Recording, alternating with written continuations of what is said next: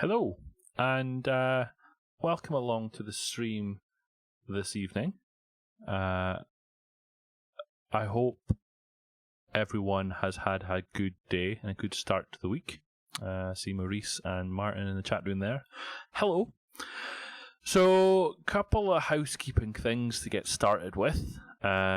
So today was MVP renewal day. 1st of July is kind of when things happen in that area. And thankfully, I was renewed as an MVP. So I have now been in it, this is my third year as a Microsoft MVP. So I'm quite happy to be re-renewed. And hopefully I will be able to continue in the work that I've been doing. Thank you very much, Maurice. I appreciate the cheer there. Hopefully I will be able to help build on the community that I work on, and we can go from there. So the question from Martin there in the chat room is, what are we building again? It's like a lolcat web service, isn't it, for just querying lots of nice pictures of cats, I think is what we decided we were building. That's a private joke from the Cake Slack team that where Martin was asking the same question. In Finnish, absolutely. What other language would we do it in? So pretty much we're rebuilding it. I mean, yeah, exactly. That's the exact service that we are making better.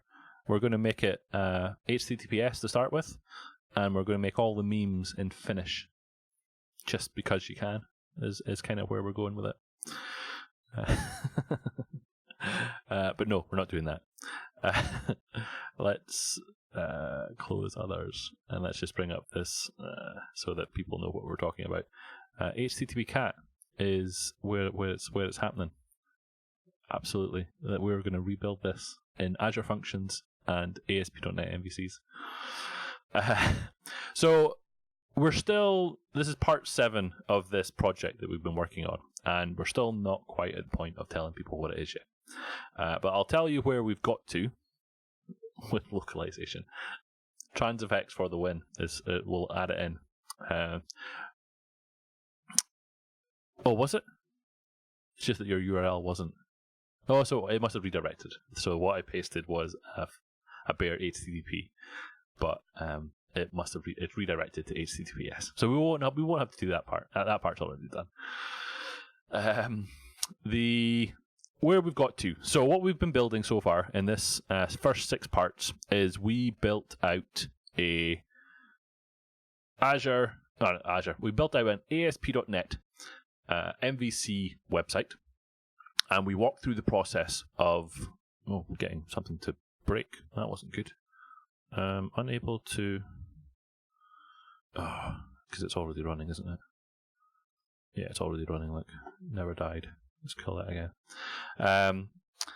We built out an ASP.NET MVC website that changed the default authentication mechanisms, and it's now authenticating to GitHub rather than an internal database. So by default, it's a SQLite database. So we've changed that now. So we've got this login now that just goes to GitHub, and I've already authenticated GitHub. So by that nature, I've then got logged in as Bill, right? Matthias has just joined the chat room. Hello, Matthias. So secrets out. I've just had a quick chat to Matthias about a few things that we're going to be working on tonight's stream, and he's pointing me in the right direction. So what we went through on the website is we started stripping out some of the pieces that we didn't need. So we deleted a bunch of stuff, and we've added in this subscription section. So what we built on Friday's stream was a second project, which is this ASP.NET, or rather, let me start that again.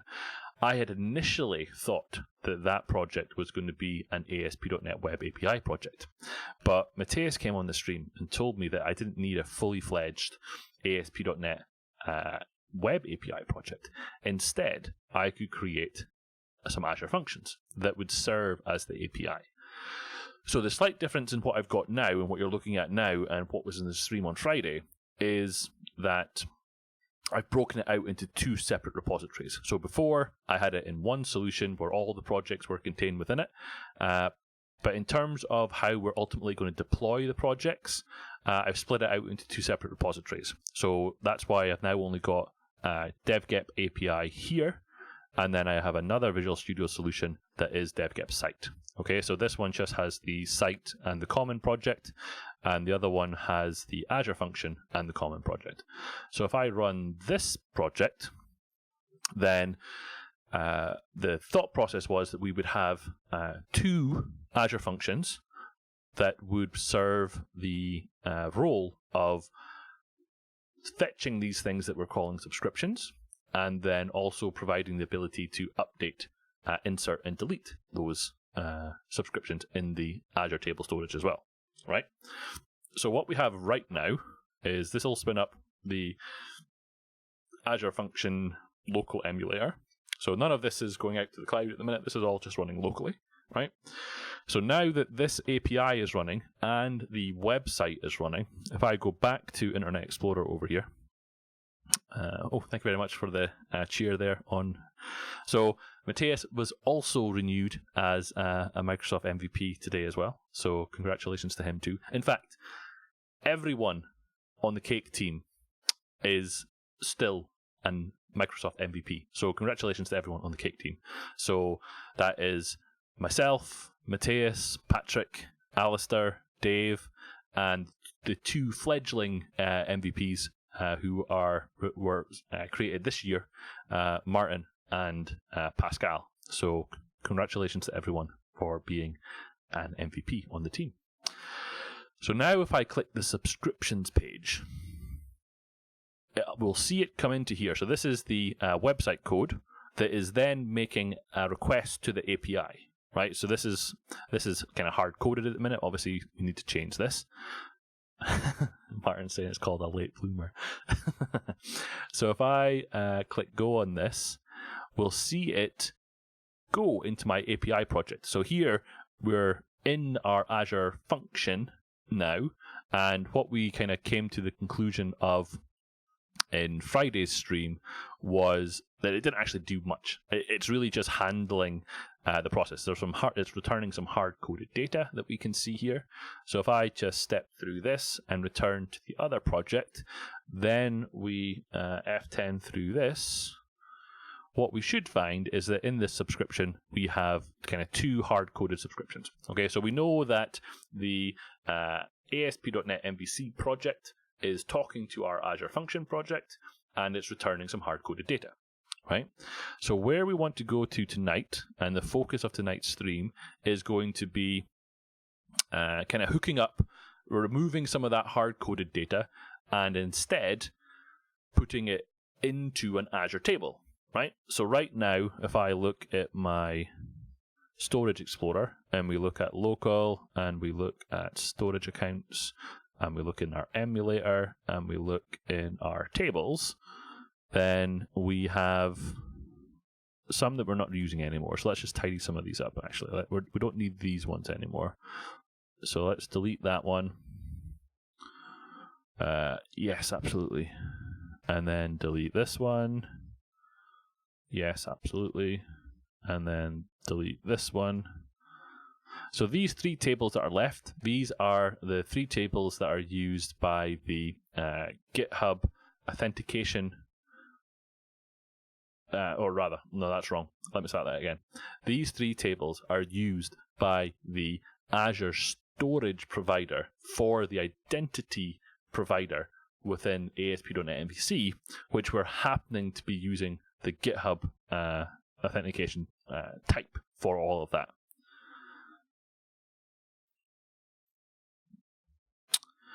So there's a question there from Kim. Oh my goodness, I was doing that internal translation of Twitter handles and GitHub handles to names, and it took me a second there. Kim's making the point that I really don't see the benefits of using Azure Functions compared to a full web API are, but I guess it's just because I'm not familiar with Azure at all. So my initial thought, Kim, was the same as yours. It was just to create a full ASP.NET MV ASP.NET Web API project. But literally, what we ended up with in the API project is one file. This one file, and in this one file, I'm controlling everything. So I'm defining what HTTP methods are accessible on this Azure function. I'm controlling the route that it's accessible on. I have access to everything, including a logger, including everything that I need to send that request back. So I get the benefit of not having that kind of, I guess, the overload of the entire project structure. So you're trimming it down to just that core thing that you're trying to achieve, and for what we were doing, it made a lot of sense. Now, what will hopefully become apparent is when we start coupling this function to the Azure table, then that binding becomes really quite easy. So I'm going to hopefully show tonight. Hopefully, that's why Matthias is on the old chat room here, is to make it possible to grab some subscriptions from an Azure table, to insert some new ones, and kind of do it all within the context of this Azure function. And I've seen it in action a little bit, but once you actually start playing with it, it's quite clever. So that's where we're trying to get to, okay? And the other part of it, from our standpoint, is that the rest of the backend service that is this thing called devgep, it's all in Azure Functions as well. So it kind of made sense as well to kind of have the synergy between this part of it and the rest of it. So I'm sure Matthias has got lots of other reasons that you'd want to do it in straight Azure Functions as opposed to Web API. But that's kind of where I stand. That's kind of where I'm sitting, and kind of bringing all that together. So I'm going to go ahead and stop this, and I'll stop the website as well. Which one did I just stop? Oh, so we stopped them both, and I'll kill this guy so that everything is back to the beginning. Right. So what we're going to do, first of all, is we are going to attempt to hook this Azure function up to my Azure table emulator and allow it to start binding to the tables that we create in the data that we put into there. Okay. So where I'm going to start is I'm going to go to this subscription class that we created before. So this subscription class had pretty much nothing in it, right? And it was kind of created just as a common model between the website and the API, so that it could serialize and deserialize the data correctly. So we want to extend this slightly, and we're going to borrow from a class called table entity, and that I'm going to need probably a NuGet package to have that come through. So table entity is on. I'm going to need something, and I'm going to search for it just now, and then Matthias is going to come up and say straight away that I need this NuGet package. See, look, it's right there. Is that the one you told me about? I thought it was a different one. So let's go ahead and grab that guy. Okay, so it is that one. Okay, so I'm going to head and... Okay, so I'm going to go to this, and I'm going to say manage NuGet packages. And just to make sure that things are going to work for us, I'm going to install the dependent package first, because Matthias mentioned that it's possible that it pulls on the wrong one, because we need to install a specific one, which is 931. So I'm going to go ahead and install that one first, and then from there, whoa, that's a lot of dependencies. Look at that. It's a brave new world. So let's pull in that Windows Azure.storage, and I'm going to accept all of those licenses. Type or namespace, that's fine. Did it actually install it though? I hope it did. If not, I will.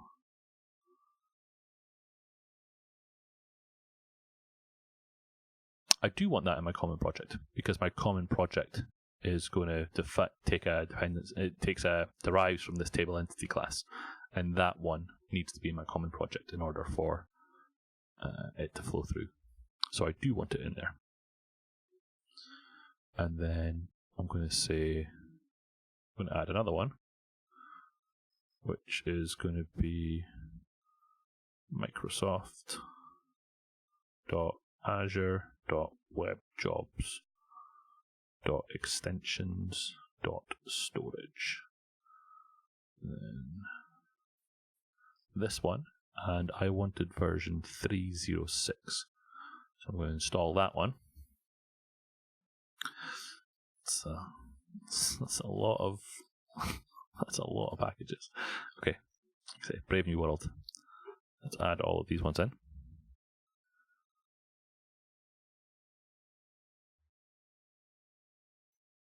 Okay, so with those things added in, I should now have a using statement that I can use. Oh, man. So using that one there gives me table entity. Now the table entity class that I'm deriving from here has this concept of partition key and row key, and we'll get to them in a little bit, but really they're just the indexes for the table. So in the case of what we're doing here, row key will be a unique GUID to indicate the kind of the row, the independent row that we're on, and the partition key is going to be. Partition key is, in our case, so we're going to be creating a subscription table here, and that subscription partition key is going to be the user that created that subscription. So when we're querying for our subscription, we want to filter back the subscriptions that are for the currently logged in user. So we get those for free by using the table entity class. So really in here, we don't need this ID that we had before.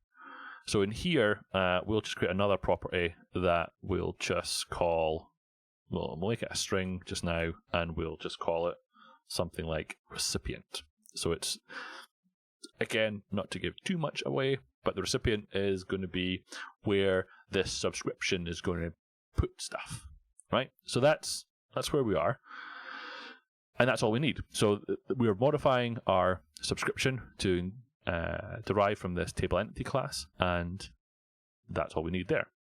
So what we need to do now is manipulate our get subscription function to couple to a new table that we're going to create and then have it pull through automatically, right?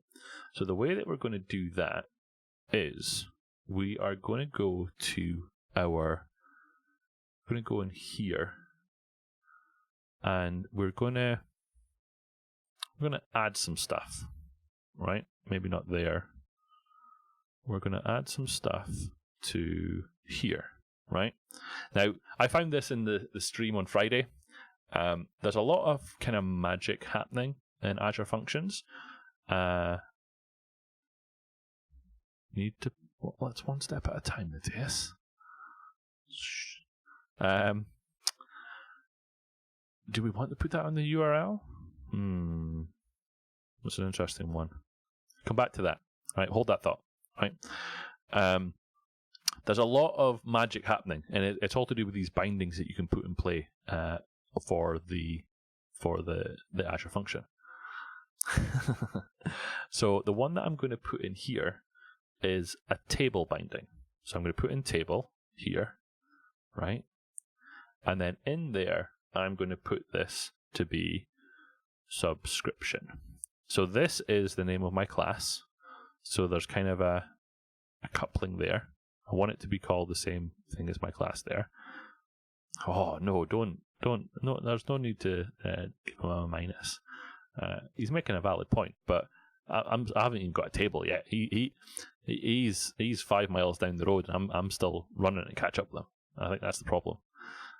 He's thinking much further down the line than I am.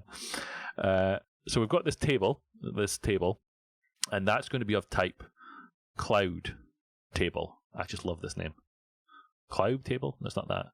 Cloud table, right? And that's going to be that one.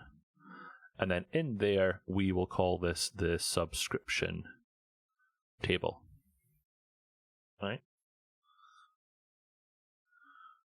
Is that finish, Martin? Whoa. Are you just making up words again? Because I don't know what that means. So I've got this thing called subscription table. So what this binding is going to do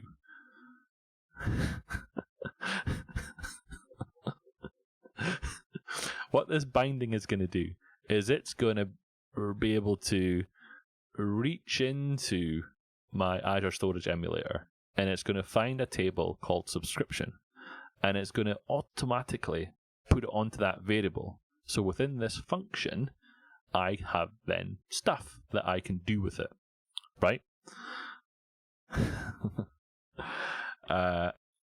Now, what I then need to do, though, is I will need something to allow that to work. So in my app settings.json file here, I'm going to need something the equivalent of this.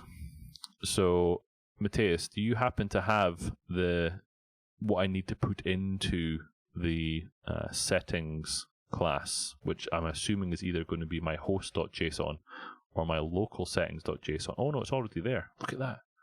Azure Web Job Storage is already using that. Interesting. So that's maybe already done for us. So forget that, right?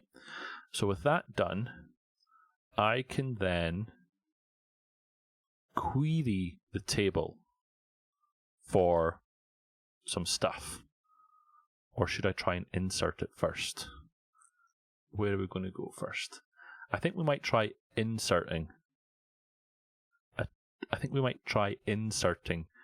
A subscription into the table, and then we can then query it back again. How do we feel about this? How do we feel? Magic, indeed. Did that come through in the chat? Maybe we won't have. Let me help. Let me put this on and open up this so that everyone gets the full benefit of what Reese put into the chat room there. Let's put this in. This is what it's going to be. It's going to be... Oh, come on. It's going to be magic. There we go. That's what it's going to be. Right. So I'm wondering... Oh, it obviously doesn't have a row ID anymore. So that's going to fail. So that's going to want to be... we said that that's going to be the partition key. It's kind of not anymore, but let's just make it so it compiles again. And then this is going to be partition key. Okay. So let me have a think about this. So, you can fetch it even if it gives 0 rows. Yes, but it won't have scaffolded it. Well, so this was kind of the question I was kind of getting to on our discussion that we were having earlier. If there's no rows in it yet, it won't have scaffolded out the columns, but you're saying it will, as a result of doing this, it will scaffold out and put it into Storage Explorer just with nothing in it. And then we can add a row and store. No, you see, we could do that one too. Okay. Binding will add. Okay, so let's do that then. Let's do this. Let's go back to our devgep site and check to see that we haven't broken anything here by removing that ID property, which we might have done. And let's see if this still works. Restore, completed. Yeah, it broke something. What now?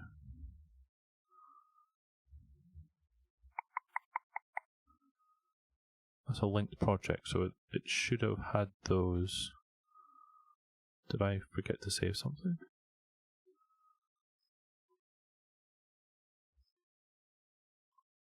Shouldn't. Maurice is suggesting .NET Restore, but it's a linked. Well, it's not a linked project. It's the same project, so shouldn't have needed to do a restore, but let's just build it here again, and then build it here again.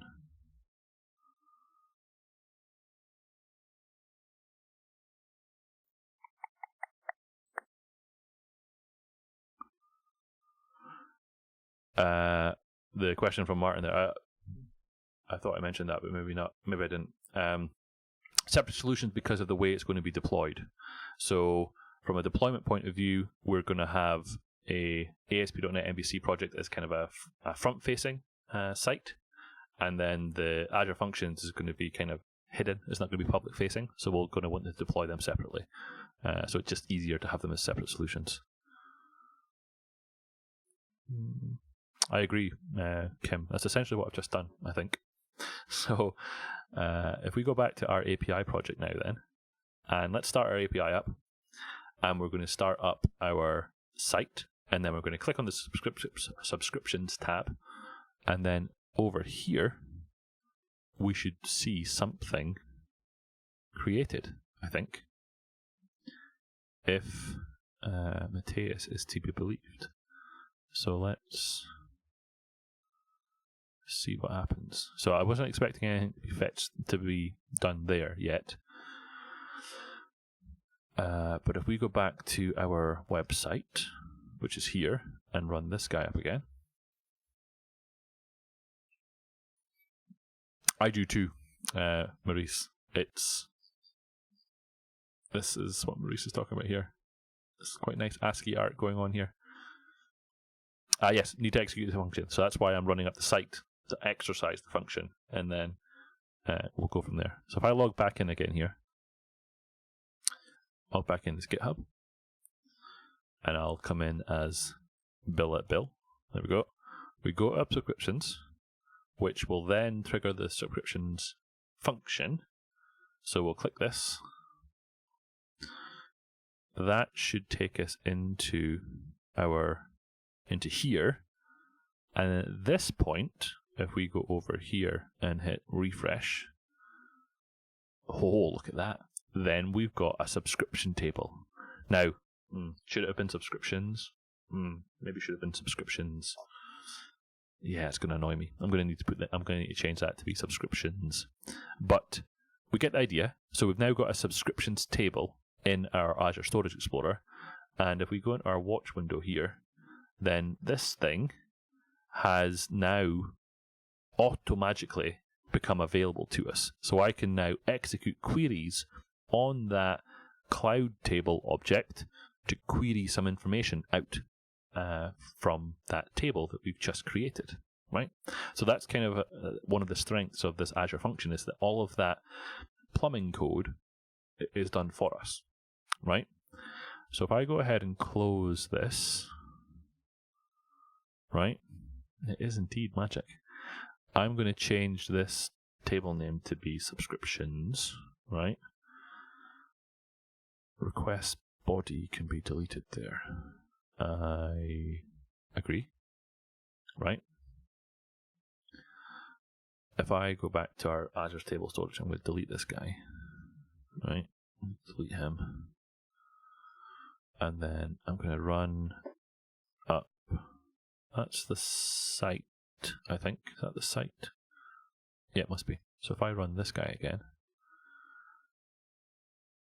then we didn't change anything on the website, we just changed the API. So let's run the API up again. And we'll recreate that table with subscriptions. And then we'll use Azure Storage Explorer to add an entry into there. Right? So we'll see that happen if we go back to the website, which is over here. Let's go on our privacy tab and click on subscriptions again. Run that. That'll take us into the function. And now, if we refresh this, we should have a subscriptions table. And Matthias is saying there, to be more magic, we could split get subscription and get subscriptions into two functions, as that can simplify the code later. True.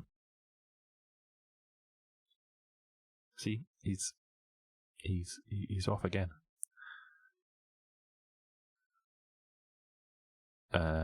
So now I'm going to say add. Now, Azure Table Storage is essentially a NoSQL database, so you can kind of throw anything into there that you want. I think he's 50 miles away. I'm slowing down and he's speeding up. That's the problem, right?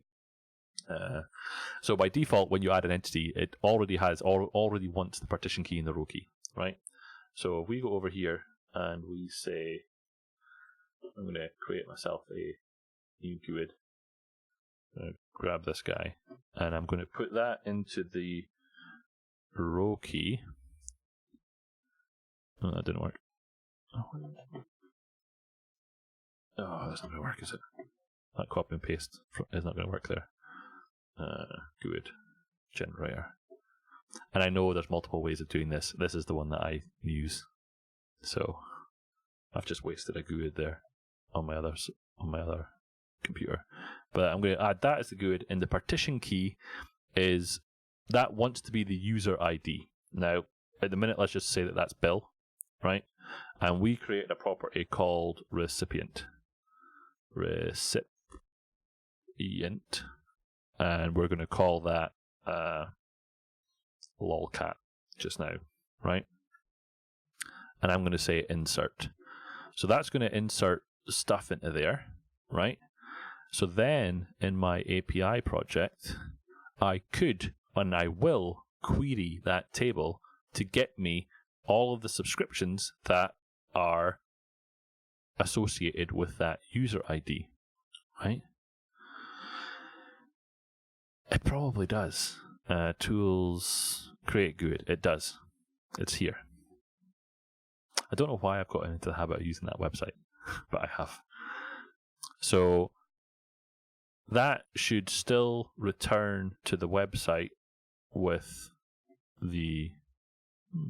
Why did that not return to the website? Did it time out? Maybe timed out.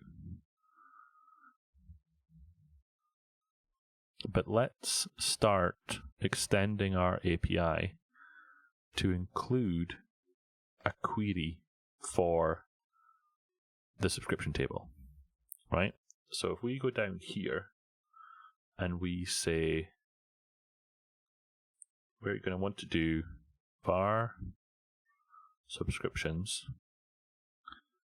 is equal to our subscription table dot execute query segmented async. That's a great... Oh, hold on. What's this? var gep 13 equals new user. var dep lead equals new user. If dev lead status... Love it. Love it. Make it so. Execute. So I want to do this, and I'm going to do a new table query of subscription. And into there, I'm going to do dot where table query dot generate filter condition, where the partition key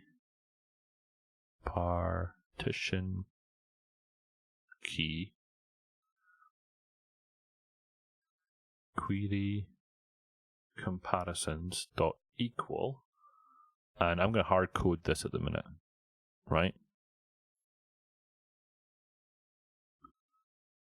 Replace optional. Hold on. We can't. No, that doesn't make any sense. Well, it does, but it doesn't. So rename to be get subscriptions then, if we're going to go down that route.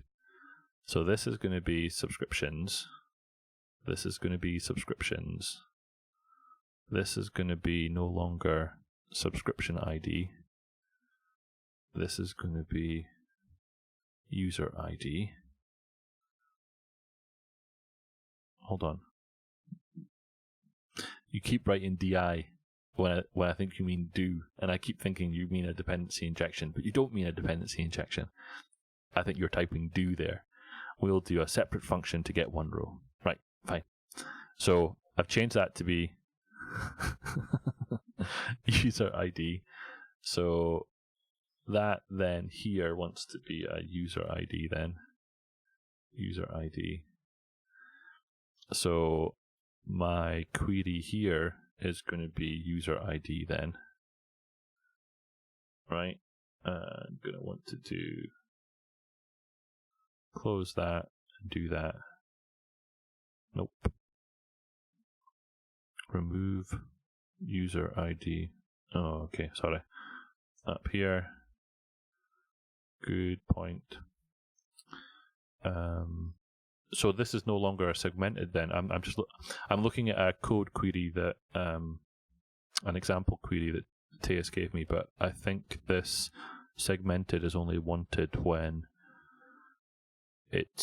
we're using a continuation token. Oh, I not awaited it. Oh, hold on. Await async query async. Oh, do I need another one?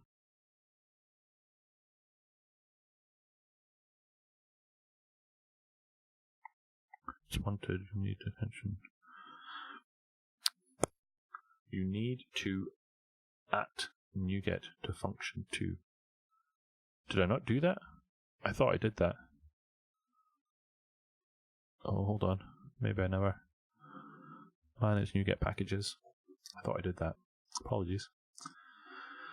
So that was called Windows Azure Storage. And I wanted to install 931. What's Marie saying? Only in Homer's voice. There is no other voice that is allowed to do that ever. Oh, as in do. I'm not even going to try. And the other one was called... What was the other one called? This one. Microsoft.Azure. It should hopefully be here. Microsoft.Azure.extensions.storage, and I'm going to install that one. And then if we go back to get subscriptions, then you'll see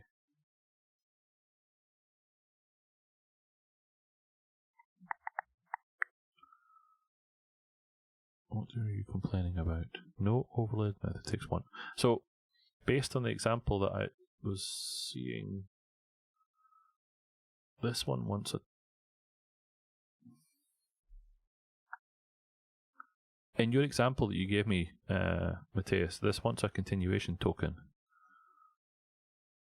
And that's why it's complaining, because I don't have a token. Whoa. Really?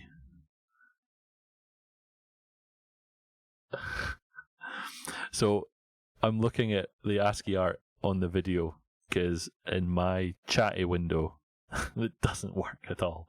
So it's come through a lot better on in video chat, but on my chatty it didn't work at all. Okay, I can do that. I can certainly do that as a continuation token. Fine, right? So that's taking the user ID. That's going to be passed in there. It's no longer optional because we took the question mark off the end of it. So then, in theory, this no longer wants to be this. This should just be subscriptions. And then we no longer need the null or empty on the user ID because it is going to be there. So then we just want to return that. And we're going to take this off. And we're going to return this thing that is... It must be closer on the video then. I'm seeing a speech bubble with OK written in it.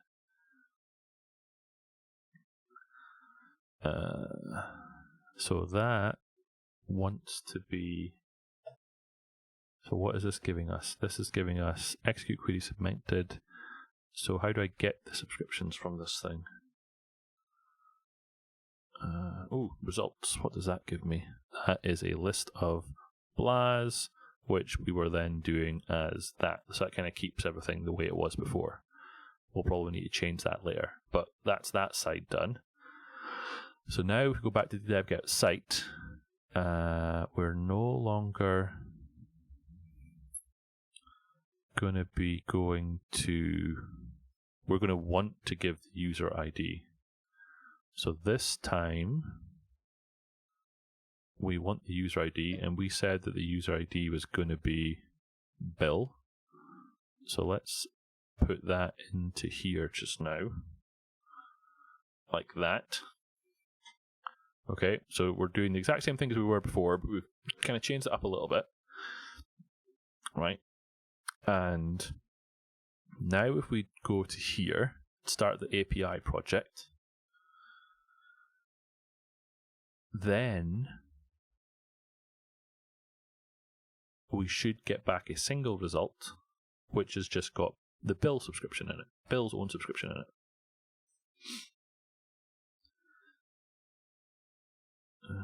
Kim's saying it has switched a little on the speech bubble. Well, okay. And if we go back to the site again, run the site one more time,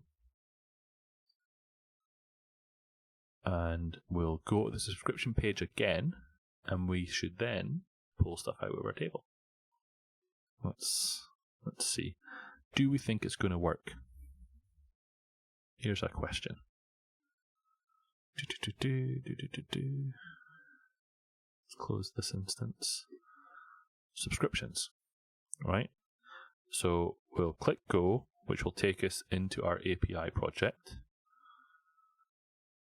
Then let's step over this and step over this, and let's have a little look at what we've got in here. Subscriptions.results has got a count of 1, and in there we have a partition key of Bill with a recipient of lolcat.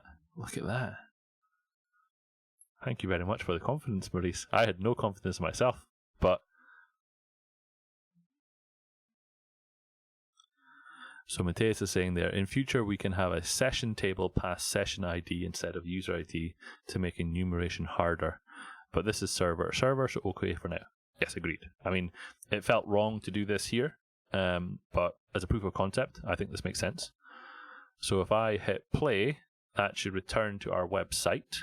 And then in our subscriptions that we have at this side, we have that single subscription that is got Bill, lolcat, all that stuff in there. Look at that. Ha! Huzzah! Right.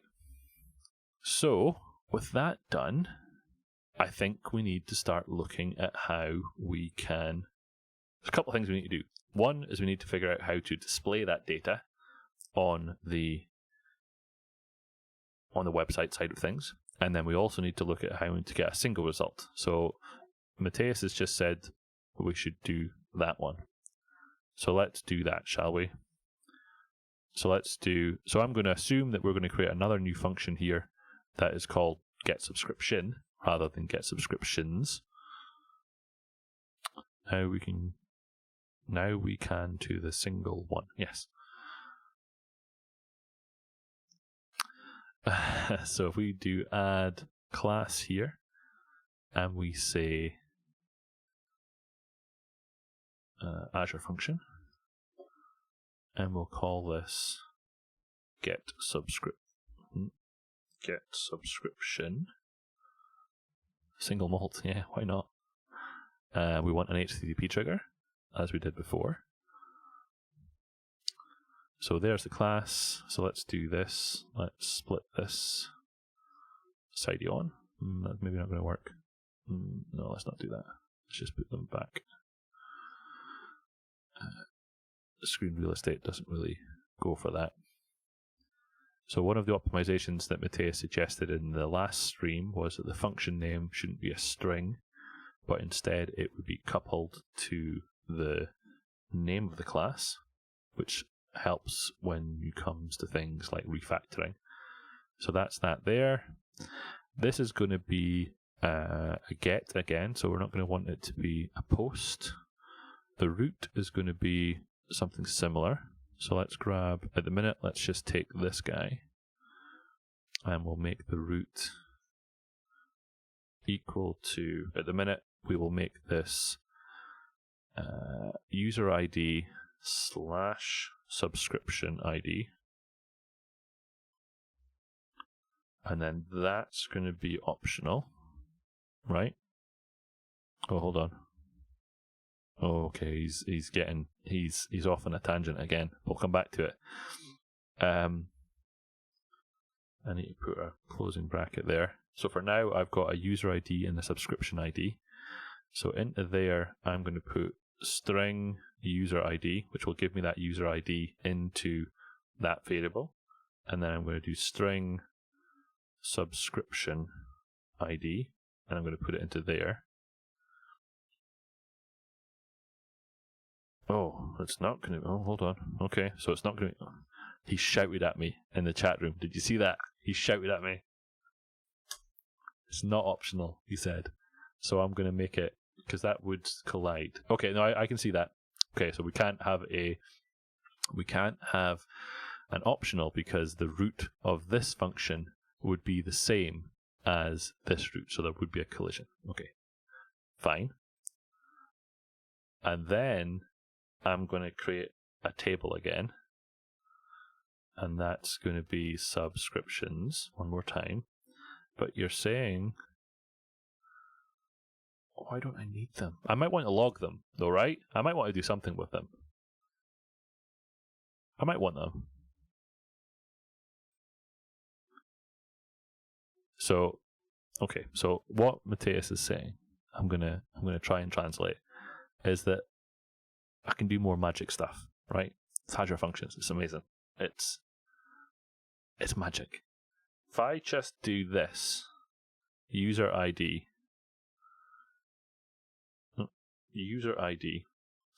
which is the partition key, right? And then put in another one that is subscription ID. Boom. Right? Then this is then going to be my same. Oh, this won't be a cloud table anymore, though, will it? Is this now an entity? Because I've done those two things, what is the type of the thing? It's not a cloud table anymore, is it? What's the thing? It'll be a subscription, right? So this is going to be subscription, and that's going to be that one, and that's going to be subscription, right?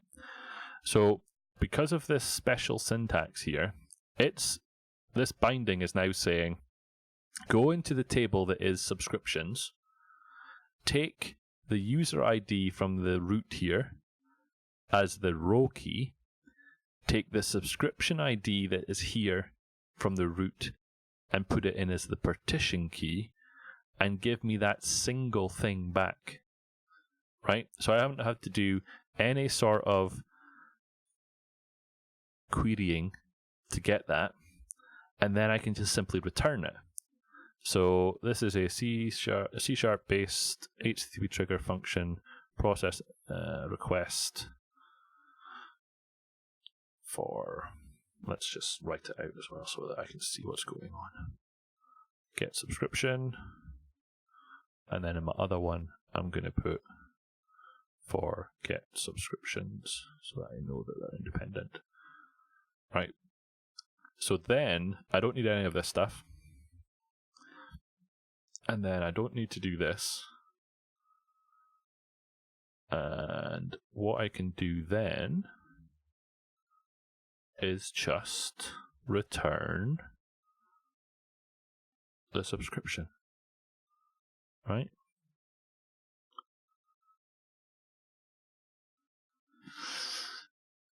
And then you can just return it, or return a not found result if null. So if subscription equals null, return not found result. No, new, sorry. New not found result. Beautiful.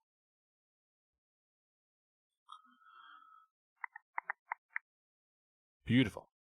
So if the subscription is null, return early and just say not found. Otherwise, return a new OK result of that subscription. Right?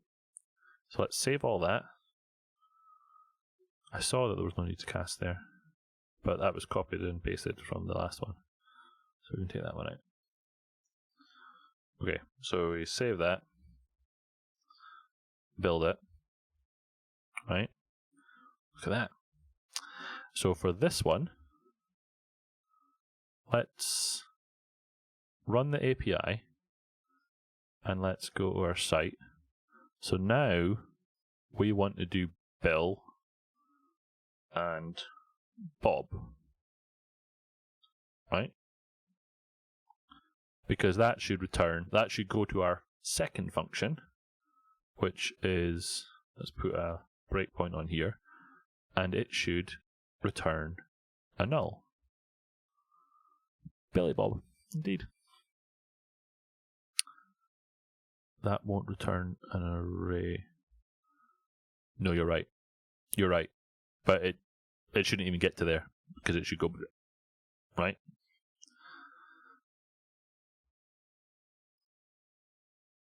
So if we go back to subscriptions here, then this part should still work, but the response, as Matthias has pointed out, won't return an array anymore because we're now into get subscription. The subscription at this point is null, so it's going to go into here. And then the response is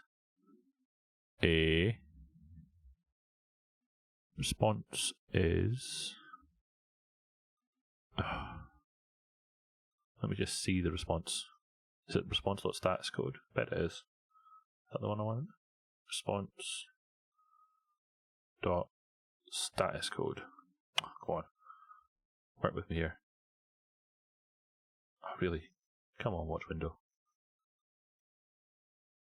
Status code. Not found. Look at that. So that went boom. Or it would go boom, right?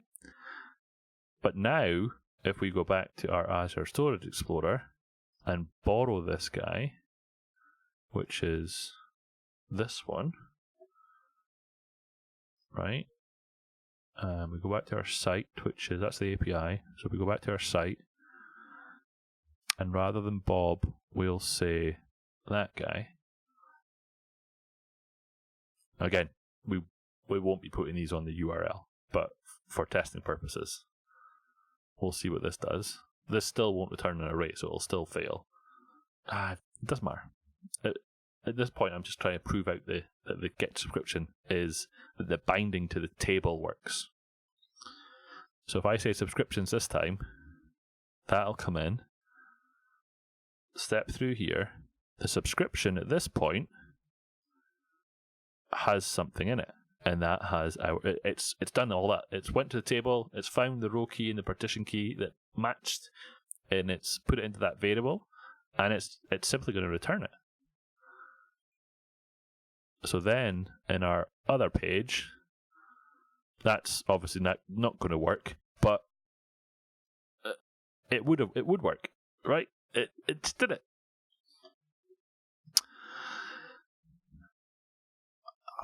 So I'm getting there. I just wanted to see it work. So impatient in the chat room this evening.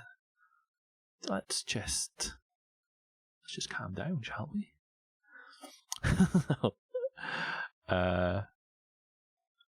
I'm having fun. Right. So in our API site, so we've now got get subscriptions.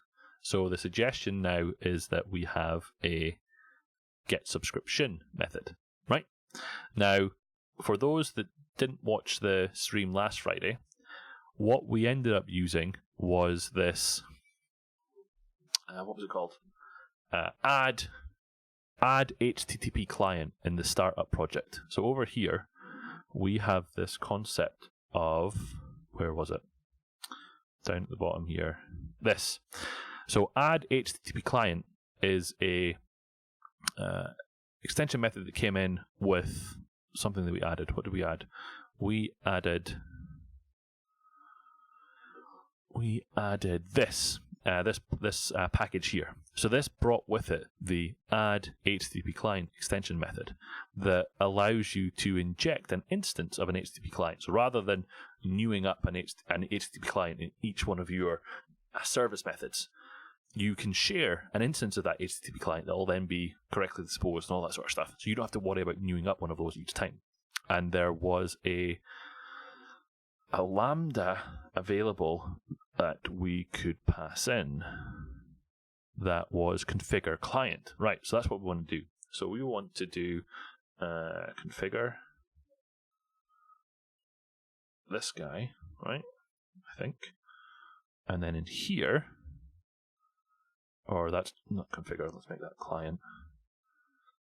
And then in here, I think we should be able to do client.base address. So rather than in here, which was to do all of this stuff, let's grab this guy. Let's copy this from here.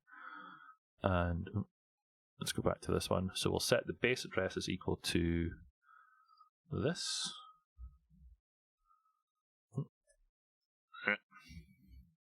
Does that want a URI? It does want a URI. So we're going to do new URI blah, and I'm going to put that at the end.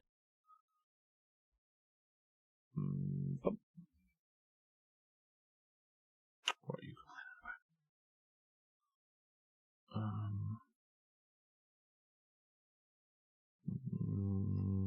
I am drawing a blank on why that is.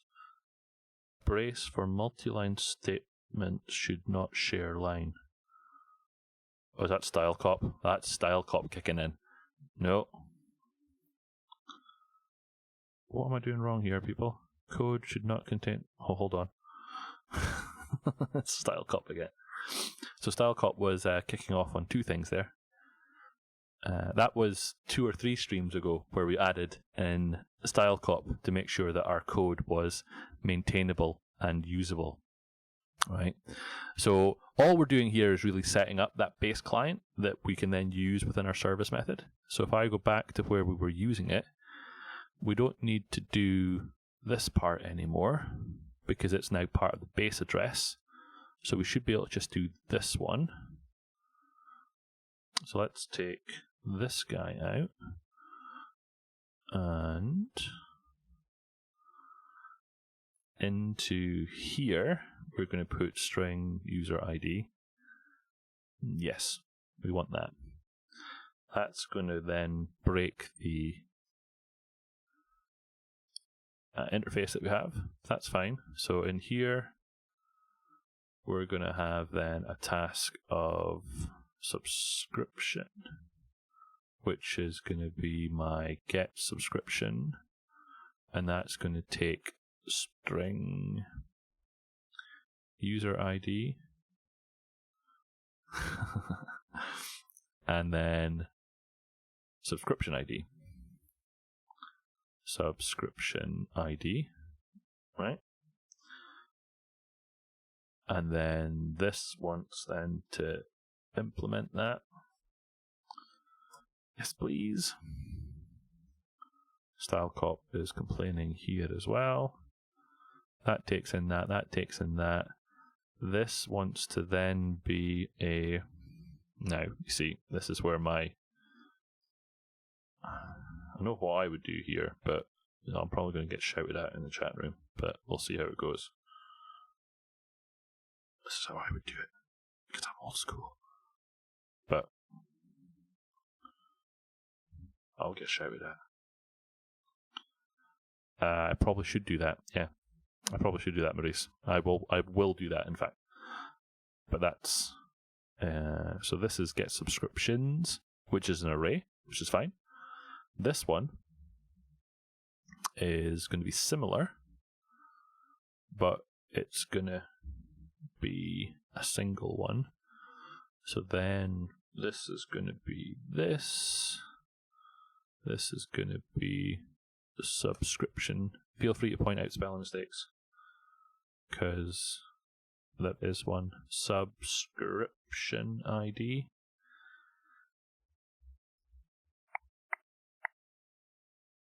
Oh, it needs to be an async up here as well. I was like, why is that not working? Async, subscription ID. That's no longer an array. That wants to be a single one. This is no longer a subscriptions. This is subscription. Oh, hold on. What's that? What is all those things? Oh, we've got 13 raiders. Hello! 13 raiders from Brandon Satram have joined. Hello, everyone. Thank you for joining. Thank you for coming along. We're doing some ASP.NET MVC along with some Azure functions. So thank you very much for the raid. I appreciate it. Welcome to have you all. Very happy to have you along.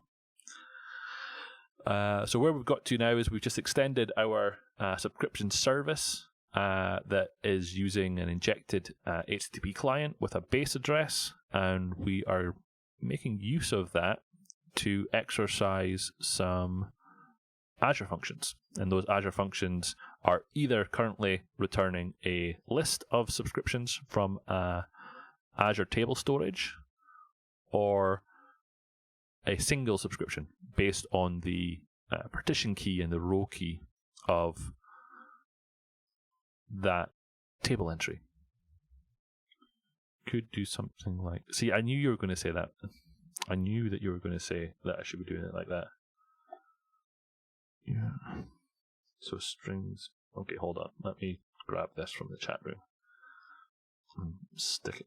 Why is that not letting me copy that? You're not going to let up on that, Maurice, are you? Where was I? Okay, back over here. This is a... Oh, so this is a proof of concept, but ultimately it will become production code as well. So we kind of want to tidy it up a little bit. So what Matthias is suggesting here is... Yeah, he's kind of... What he's suggesting is absolutely correct. So let's do it, shall we? So...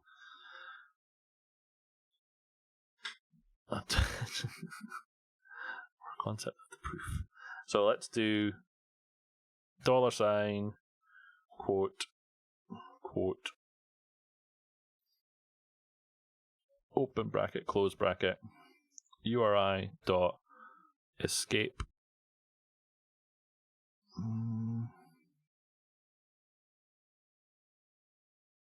Did you just make that up?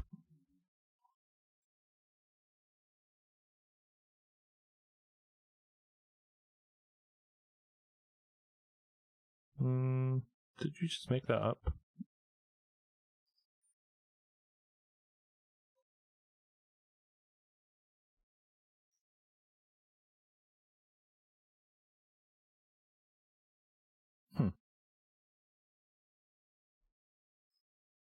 I could put it back in.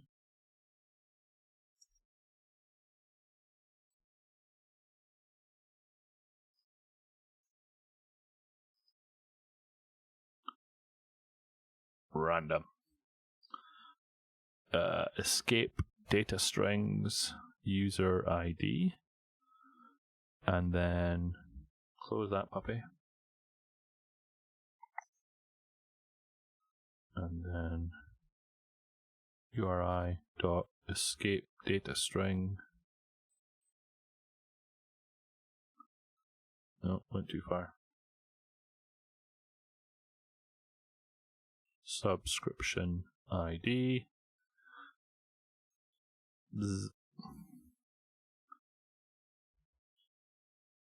Subscription ID. Close bracket. Close bracket, close quote, and then, where are we? Here. Clearly not. Escape that, and then I see the problem. There we go.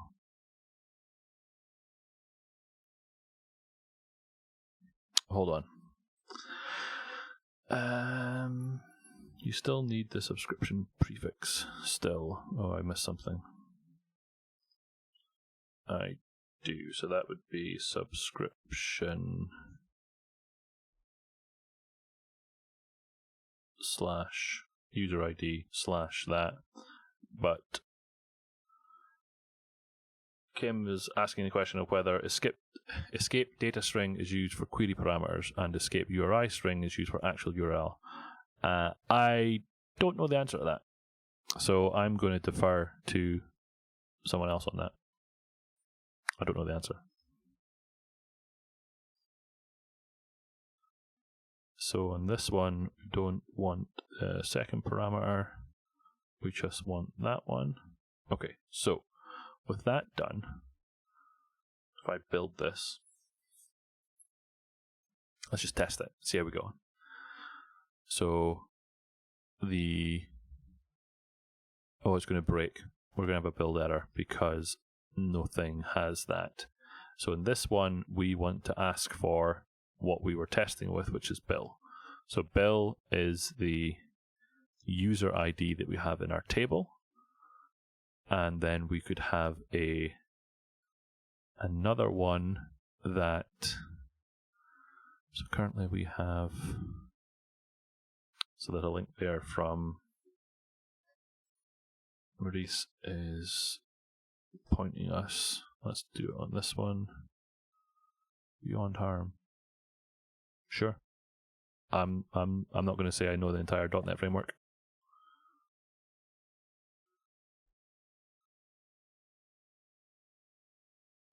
Don't find the existing answers satisfactory, so I decided to go a little deeper. There's no valid reason to ever use escape URI string. If you need to percent encode a string, always use that one.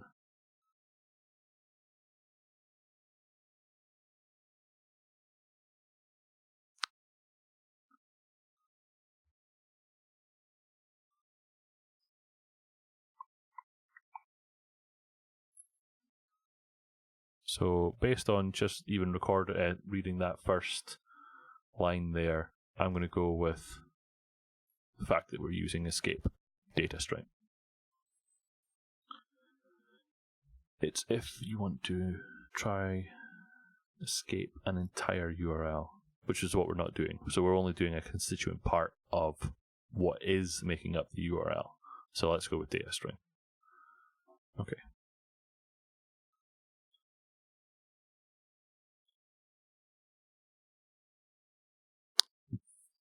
Absolutely beyond harm. Don't know what to tell you. Good attempt, though.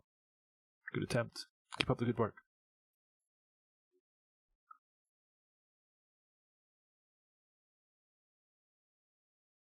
Sure. So get subscriptions is still doing that. And I think we're running the API. We haven't changed that. No, maybe not. So let's close this down again and run the Azure functions in our API. And then we'll rerun the site and see that we're still pulling back one subscription at the minute.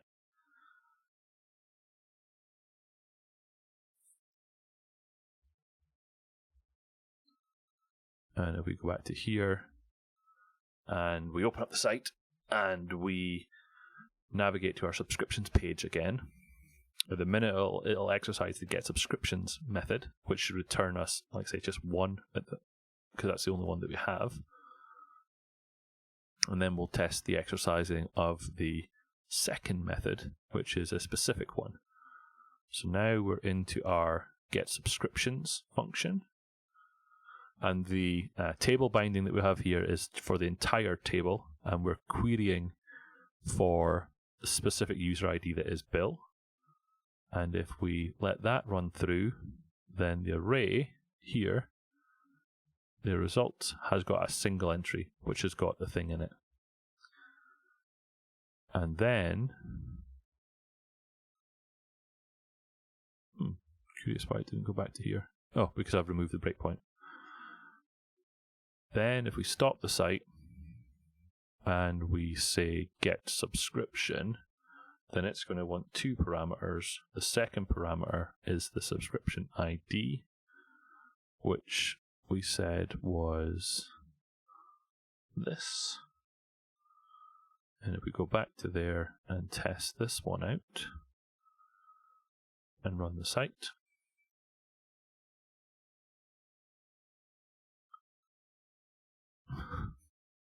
sure.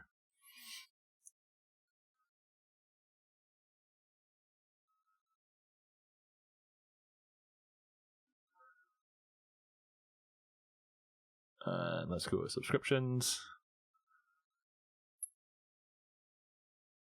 Oh, I never awaited it. Which is why it's going into there.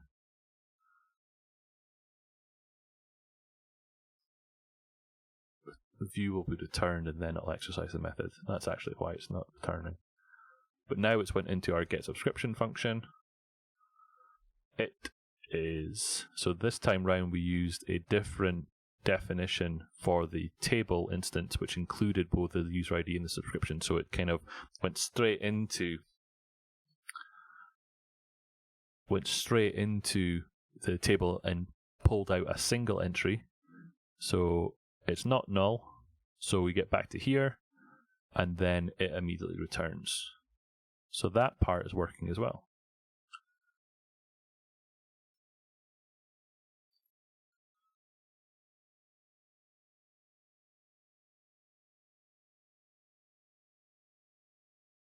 Chocolate, is it something about Kubernetes command? No.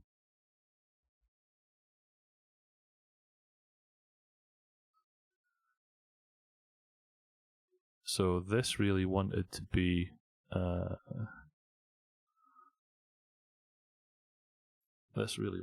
async function so that I can await the result, I think. Correct? No.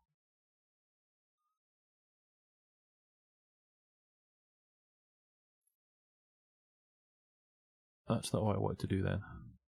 We'll come back to that.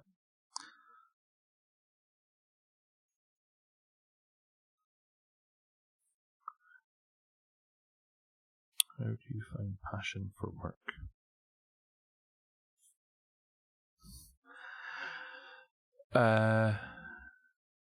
Okay, so with that done, so where do you think we should go next, Matthias? Should we go to another Azure function which is for creating the subscriptions, or should we play with the UI a little bit for displaying the subscriptions that are coming back? I think it would be good to start visualizing some of it. And if I'm right, we should be able to scaffold out a view specifically for viewing the subscriptions. So if we were to go here as an example, so currently we have subscriptions here. Yeah, no problems. So if we go here and say add view, then I think the UI will give us a template that is a list. Yes, it does. Okay. So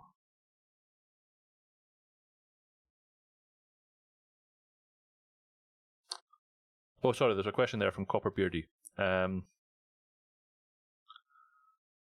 What we ended up doing, so where this project started, we started with a default ASP.NET MVC project, which out of the box comes with kind of a standard username and password identity setup.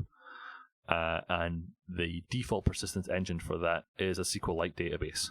So what we decided for this project is we removed all of the username and password setup. So we've kind of taken all of that away because we don't want to, in this project, we don't want to have ownership of kind of storing and maintaining and kind of just the weight of having that storage of that username and password.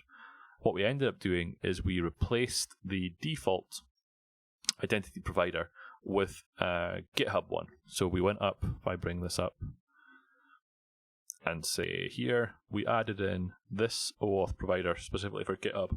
So the website first defers. So when you click on the login page, it'll defer to GitHub. It'll allow you to authenticate to GitHub, and then it'll return to this website with a valid user if one's in there. And the other change we made is we added in this NuGet package, which then persists that data into Azure table storage rather than using SQLite. So there's some design decisions behind some of this that we are using Azure table storage for other stuff. So the idea was trying basically to keep it all consistent and put it all in one place. Okay, so those are kind of the two main changes that we made to the website. So that if you go back to earlier streams in this kind of series, see the first two were really about, maybe the first three, because there were some interesting sides, were kind of centered around adding in or removing that functionality and adding in the specific identity flow that we wanted. So that's where we've ended up. So now that we have made those changes, which was, so let's go back to getting all subscriptions as a test and say get subscriptions. What I want to do now is I want to add in a new view. Absolutely. So Kim in the chat room there has all that stuff I said is that one line there. But it was fun. Well, there were some interesting asides in terms of figuring out how to scaffold out some of the pages to make it all work. Because the main thing was that we created this new application user that derives from this identity user v2 that comes from that identity Azure storage project. And by doing that, we had to then own some of the identity pages because they all derive from this identity user v2, which broke a bunch of stuff, basically. Thank you very much, Frank. Am I right in saying that you were renewed also? Hopefully. Congratulations are in order.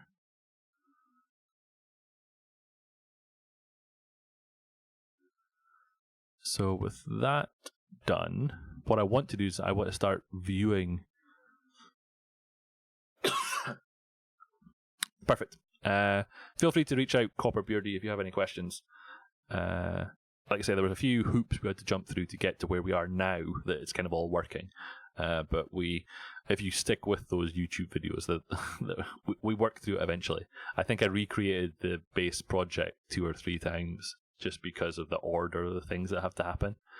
But yeah, it's an interesting journey to have to go through.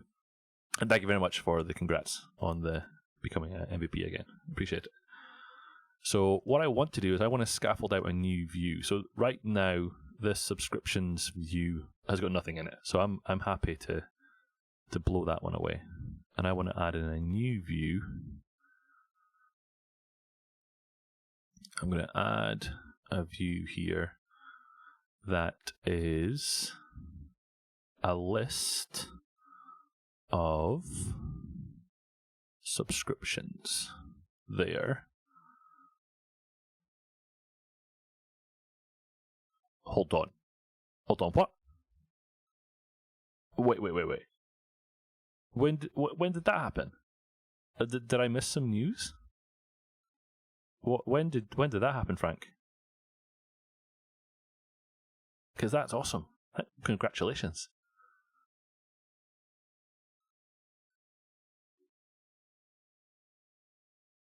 I'm going to have to wait for a response now to see what's going on. Leave empty if set in Razor View Start. Now, the file that I just deleted, what did it have? I'm going to want to go back and look at that.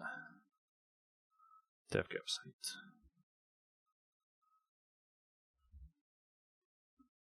Because yeah, that's some awesome news, Frank. If that's how I'm reading that, that is some amazing news. Are you? I'm going to follow up questions. Are you going to be based remotely? Are you moving to start a new position? Genuinely curious now.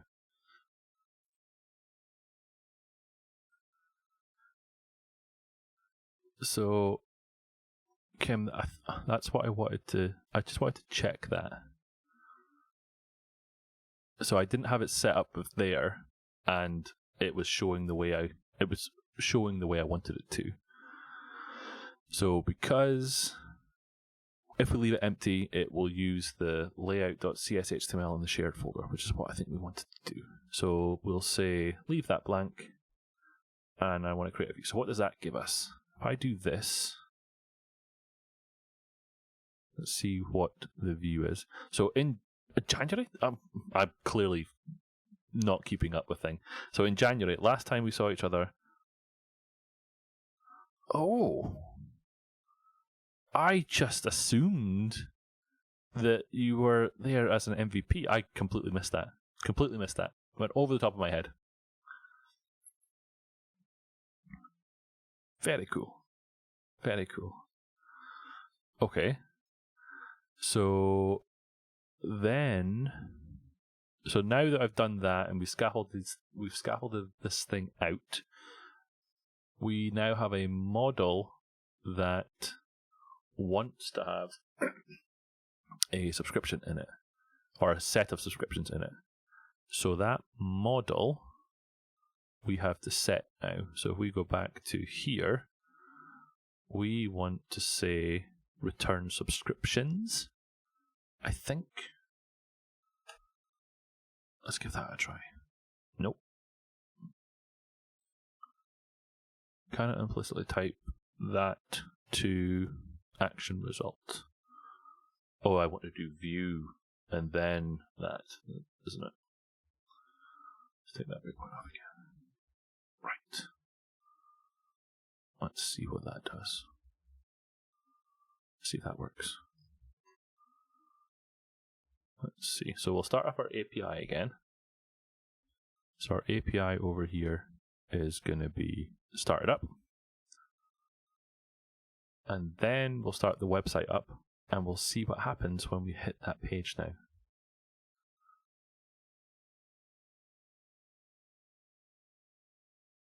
That's the API up and running.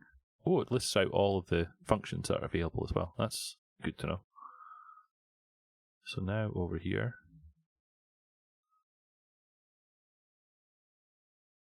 I see. Gotcha.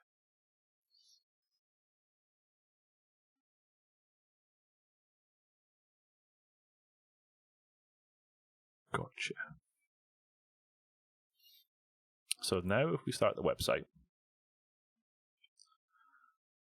and we close down the other tab, makes sense. So now if we go to our subscriptions page, we get an error. What did I do? Broken something. Did actually hit it. Curious. So the controller worked, but the website itself didn't. What did I break?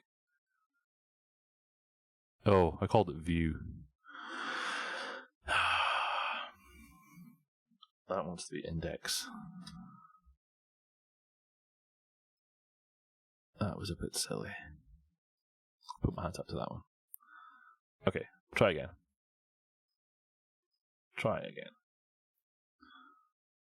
So let's start up the API again.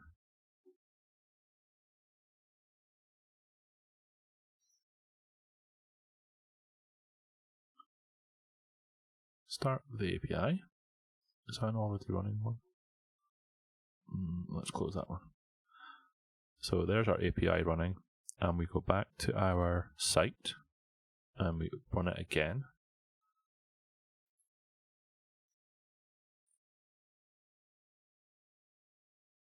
This time, if we go to the subscriptions tab, it should go from our MVC site to our Azure function. Our Azure function is then bound to the subscriptions table in our locally running Azure Storage Emulator, and pull out that single subscription for the user ID that is Bill. We've hard-coded that Bill in at the minute, but that will obviously come from the GitHub authentication provider at some point.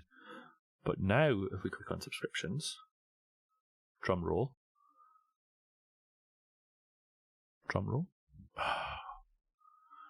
still going there. So, what's it saying now? The model item passed into the view data dictionary is of type. I must need to await it. Okay, so I'm going to reach out for some help now. So in the chat room, I'm going to let that run through, and I'm going to stop the website. What am I doing wrong here? So it's saying the model item passed into the view dictionary is of type async method builder, machine box, blah blah blah. And I want to give it an IEnumerable of subscription.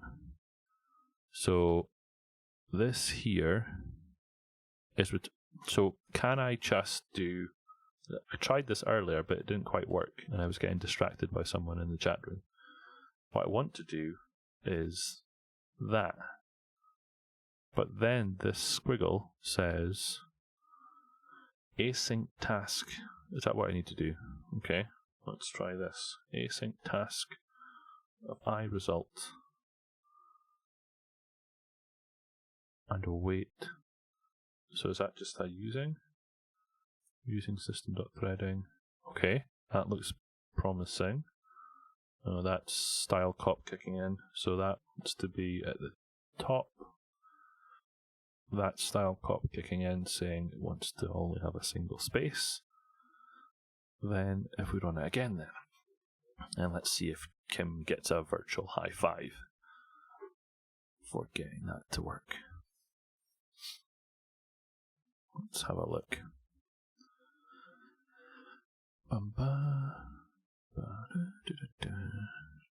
So subscriptions.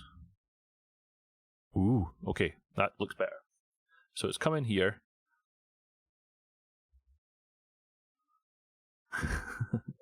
So now go back to here. Oh, look at that. Right. So now we've got that in it. So that needs to be tidied up, obviously. But essentially, we've now got everything that we want in there.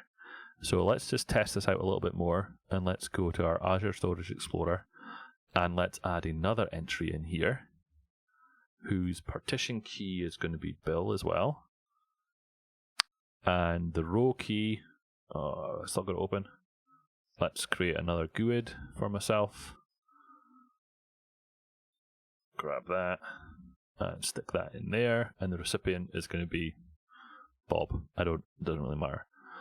And as a sanity check, let's add another one whose partition key is going to be Bob, and whose row key is going to be a GUID, and whose recipient is going to be Bill. So this will verify that it's only giving us 2 entries for Bill, and it's not giving us the Bob ones.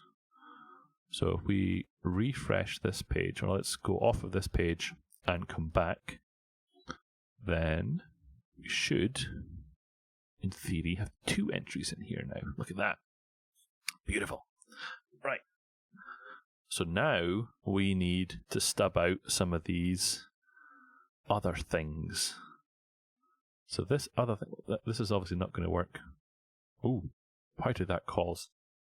I wasn't expecting that to happen.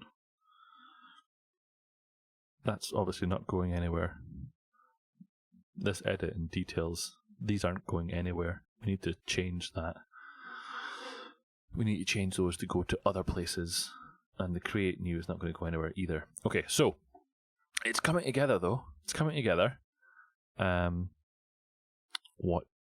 should we go next? What do we want to do next? Do we want to look at creating a new subscription through the site? I think that's maybe a good idea. And then we could look to see, because that would have to, we would have to create a new Azure function for adding the entry. So I think that could be a useful place to go. Now we obviously don't want we also don't want the timestamp and the e tag. Those are additional properties that come along for the ride because of the base table entity that we're using. Ship it. Love it, Maurice. The other things. So really, the only thing. It's really only the recipient column that we're actually interested in.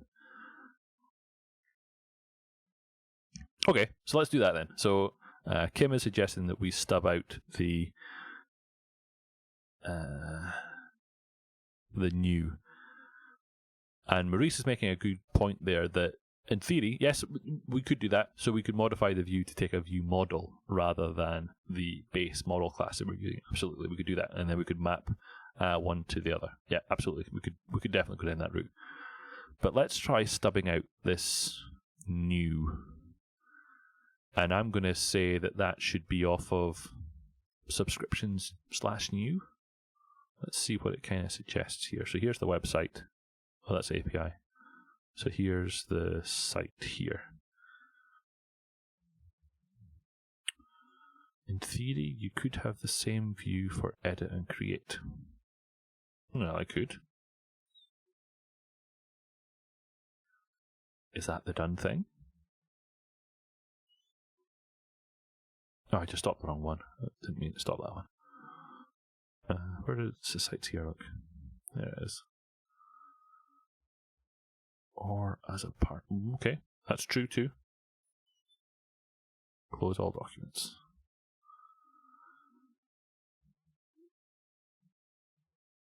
So I was kind of going for a separate view. And I want it to be a create of my subscription class. I'm just going to stub it out, see what it looks like. So this is going to be, but if it does not exist, it is created otherwise as amend, if I recall.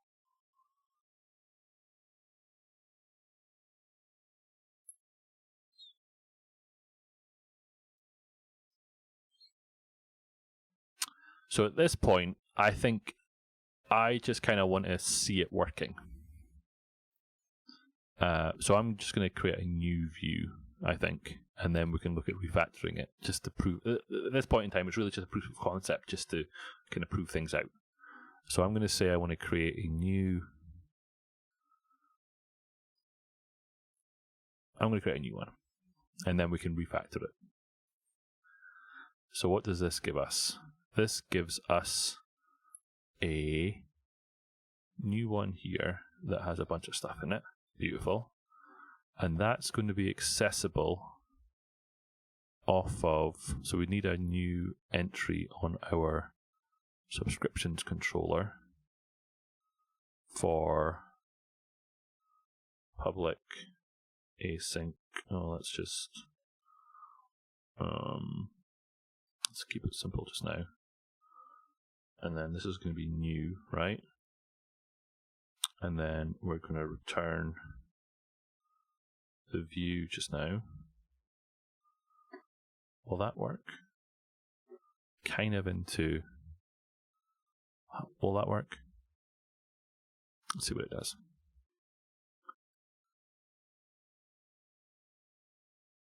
Kind of into new territory here a little bit.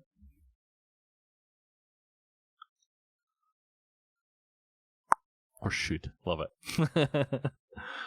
So this is going to take us to subscriptions.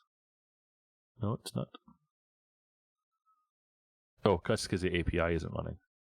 But does that take me to where it does? Okay, beautiful. I wondered that as well, Copperbeardy. It felt wrong as I was typing new, but it didn't seem to complain. Would create be better, maybe? Maybe create would be better. So I don't necessarily care about some of these things, but the things that I'm interested in are these two things. Add, devlead saying, Matthias is saying. Okay, so let's do a quick refactor of this. So it could well be because of that as well. So let's do add, and let's change this to be add, and let's rename this as add. Well, let's do a quick. That wasn't the button I wanted to push, but equally. Let's just do a quick search for that and match all word as well. See if it wasn't somewhere else. That's clearly not what I want to do.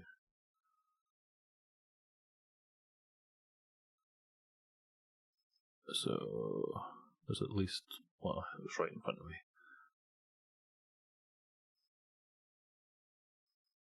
Let's call it here too.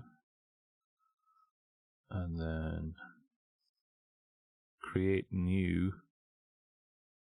Oh, see what one called create. I should just call it create, shouldn't I? ASP action for create.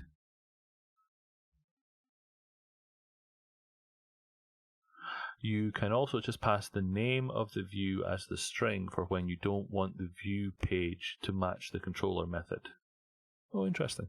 Okay. But am I right in saying that this ASP action is looking for a view called create? So if I change that to add, would that be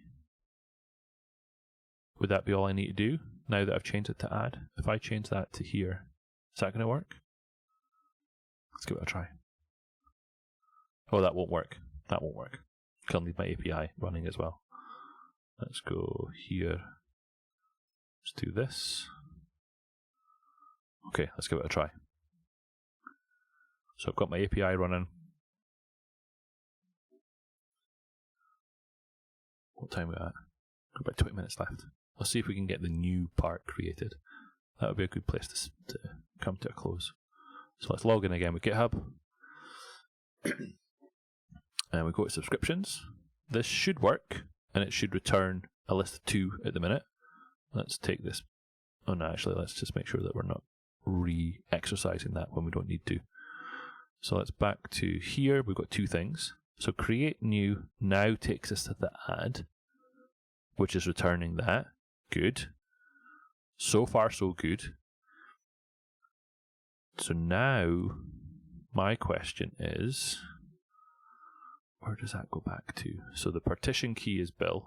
So, but partition key, we're not going to want to allow them to set it. We were going to want to take that from the user ID.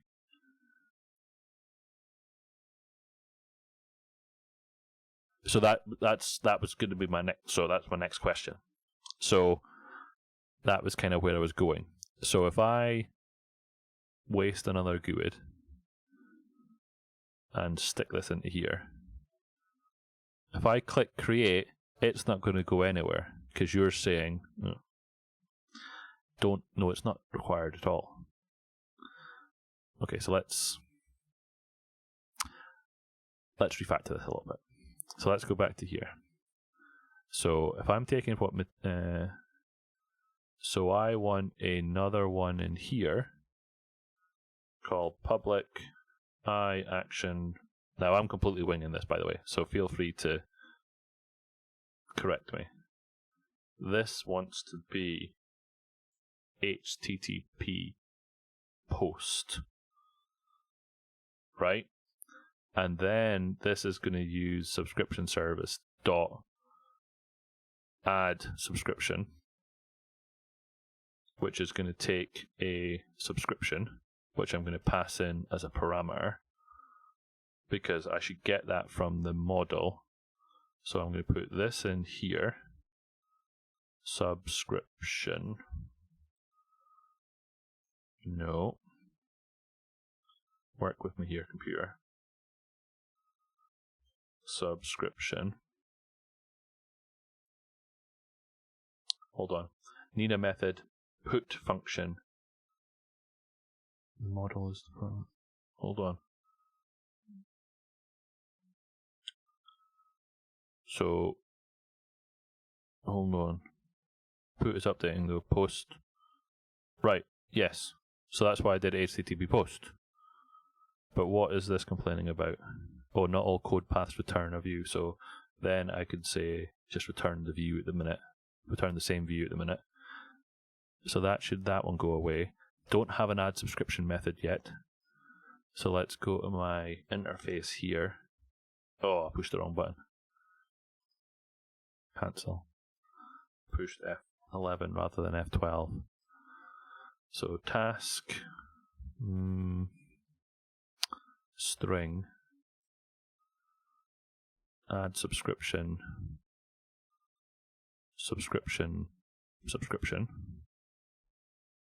right.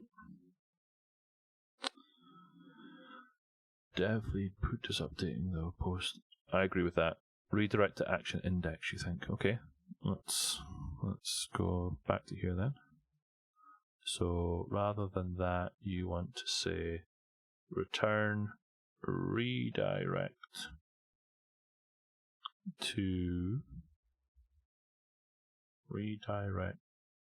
action index. See what you did. Okay, makes sense. Now the other thing is I want to go back and change this add up slightly. So I want the recipient. I do and I don't want a partition key. I do and I don't want a row key.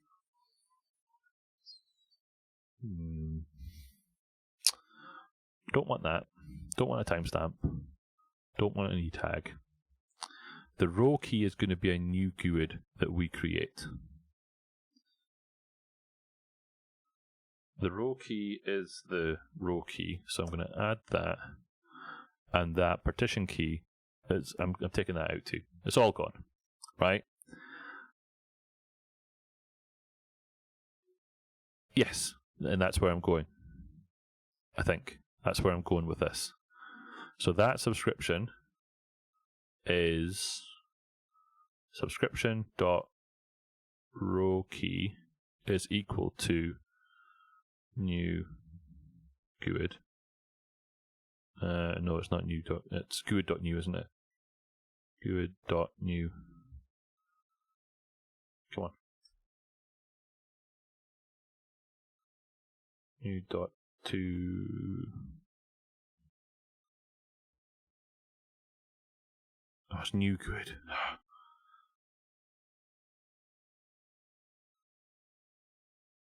.toString. Kraken. Got there in the end, Kim, thank you. And then the other one, I'm going to hard code it at the minute to be the partition key is equal to Bill. So that's the part that needs to come from our authentication provider. But those are the two pieces of information that I was adding previously. So let's do this and say to do don't hard code. Smiley. Right? That then's going to go into there. That's a post. That's redirecting to there. Right. Okay. Any other comments before I try it? Or sorry, Kim was saying remove async and await. Add subscription is asynchronous.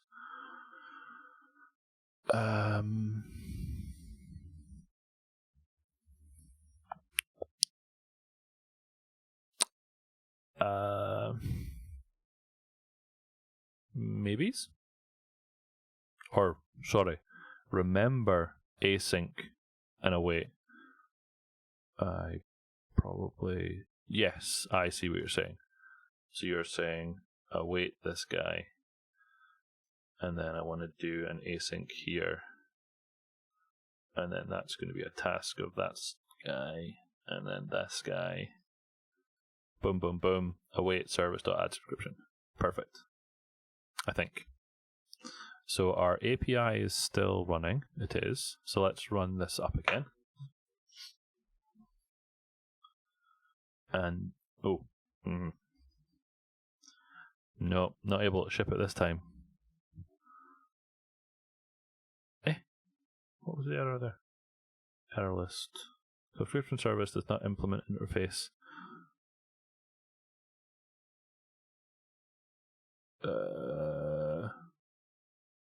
Oh. I added it to the interface. I mean, surely that's enough. I don't actually need to implement it. Surely not. Right, let's try this again.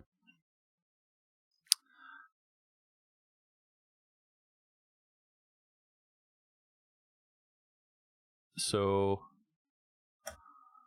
this is where I need the other part of what Matthias was talking about.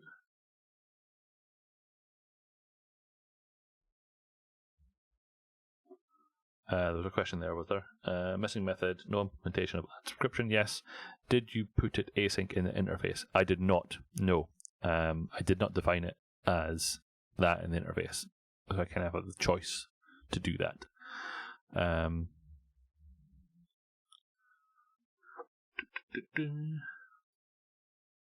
So what I want to do here now is, this is where I need to call the non-existent method. We don't have a function yet. So this is where we need to do var response. In fact, let's just take some of this out. Let's just borrow some of this again. And say,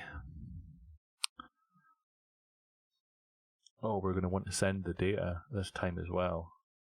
So, it's still here. So, subscriptions.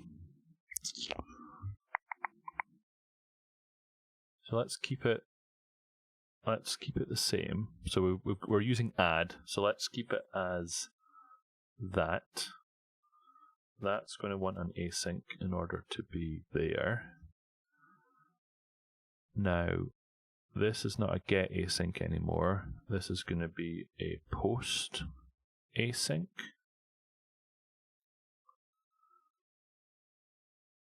And post async. Oh, the content's straight on there. That's a little bit too easy. I can't just do that, can I? Can I just do that? No, I can't do that. But if how do I do this? This wants content. Can I just, is it JSON content? Have I just made that up? I might just have made that up. I might just have made it up. Yeah, I did. Do I not need to specify though?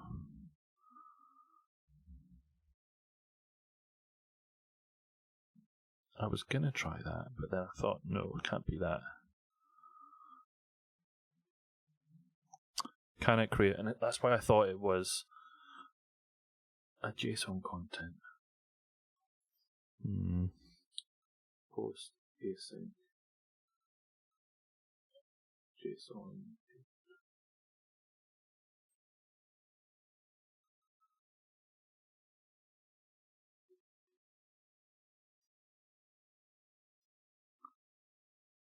But you need to serialize the content first. Completely okay with doing that. Oh, so it's saying string content. Post. Oh, hold on. Post as JSON async, right?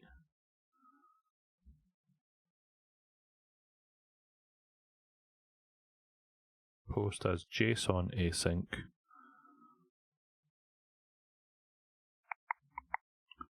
Oh, it's a generic. Okay, hold on. Subscription. Why is that not working? Oh, is it because of this? Oh, look at that. Style caught for the win. Oh, you're not alone, Kim. Don't worry. I completely... So we've got... This is actually inferred now, so we don't need that. Blah, blah, blah. Post as JSON async, the subscription that we get from there. That's then going to want a subscription add method function. But for this, let's just return done. Var response, don't need that. Well, we probably will at some point. Oh, I did that. Maurice, well done. Oh no, that was Martin. Sorry. Post. Hold on. What? Slow down. Oh right, forgot there's extension method. You have put now post. No, ID is used in URI. Should be post. So I fixed the post part. Why are you saying that ID? We don't know what the ID is yet, because it's, well... Why? Can you elaborate on that a little bit, Matthias? Can I not just post the entire object? Why do I need to post it to a specific... So you're saying I need to post that to... You want me to do this? Subscription.rokey? Is that what you're suggesting?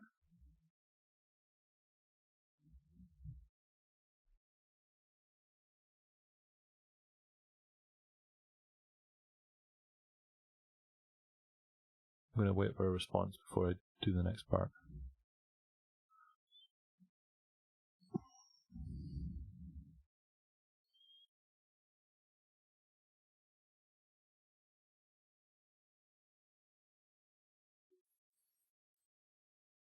I'm going to wait.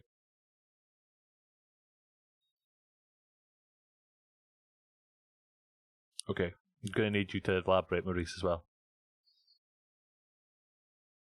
Which part?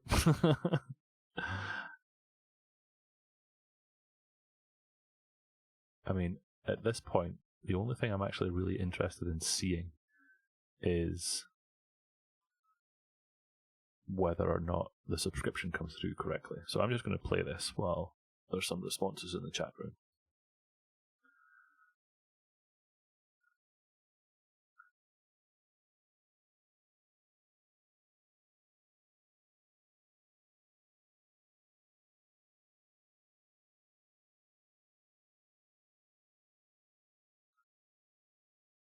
I'm just going to test it. See what it does. So let's log in again with GitHub. And then we're going to click on subscriptions. It's going to give us 2.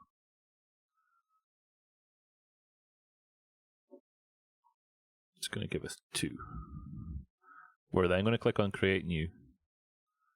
And it's going to return us the view. So far, so good. I know I didn't. I definitely didn't. I haven't done that part. I just want to see that if I put in Maurice here, I want to see what it does. I want to see that this subscription has got Maurice in it. So Maurice is there, right?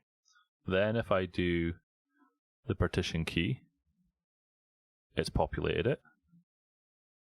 And then it's also done the row key and the subscription key. So it's got the 2 pieces of information, the 3 pieces of information that I was doing with it before. And then if I call that, that's then going to fail because, yes, you're right, that endpoint doesn't exist. But that's okay. It's going to say return done. And then it's going to redirect back to my index. which then refreshes it again, and it'll still have 2 in it. But that's perfectly fine, because it just walked through that process. I saw the process work. Beautiful. Yeah. So then what we need to do, because all of that just worked, that was amazing. I said it again. So what we need now is another Azure function. So we spoke about this briefly on Friday, Matthias. Given that we've split these two into separate functions, one for get an individual, one for get multiples, do we want a separate Azure function for add subscription, edit subscription, and delete subscription? Or do we want to put all of that manipulation logic into one Azure function? What is your thought process there? Because I'm tempted to say, lots of yeses in the chat room. So we're having separate functions. So I'm going to create a new one called add new Azure function.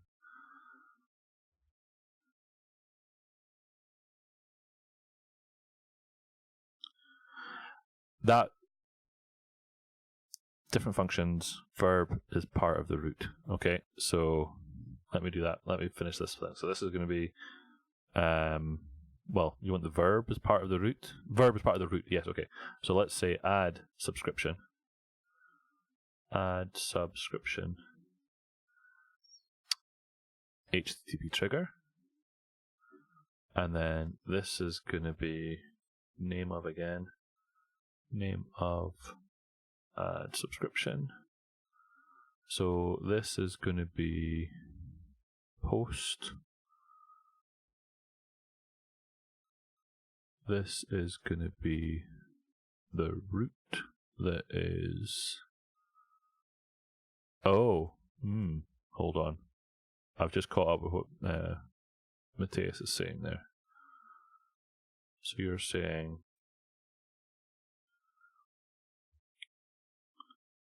post to here. So that would mean that we wouldn't want the add in here then. It would just be subscription then, right? Because then we're using the verb to indicate what each one's doing. So we wouldn't want add there. We would want post. This is going to want the entire table, I think. So this is going to want this thing.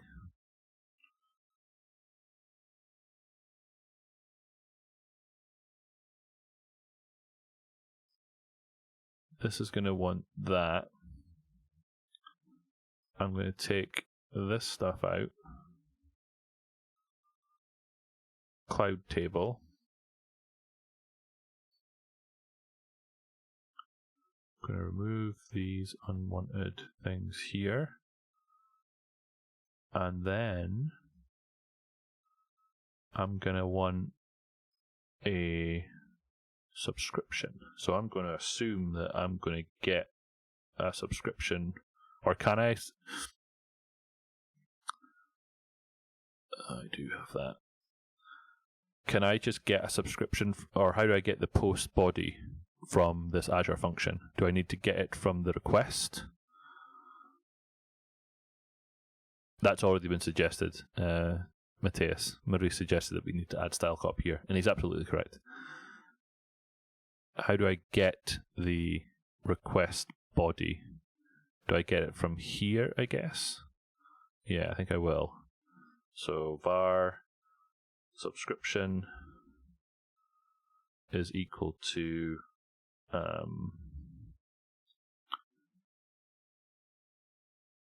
so this is going to be request dot body, and I want to read async as a I'm just making this up now. Can I do that? We did this before, didn't we? We did this somewhere.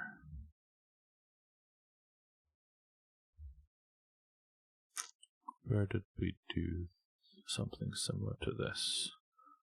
read as async. Yes, subscription. Add subscription.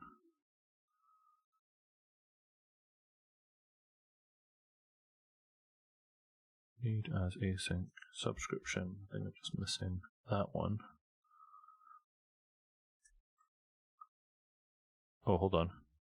So no magic parameter with from body attribute available. Don't know. Don't know about that one. So this wants to be awaited.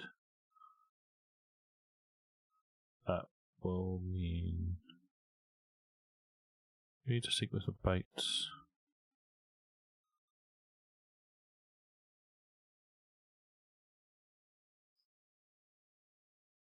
Post data await.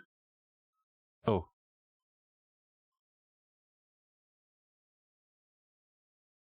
Nope.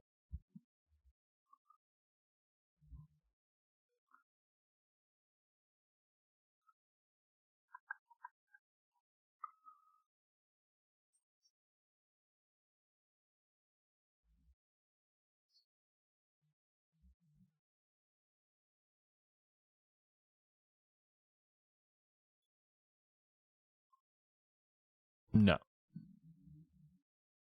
What am I doing wrong?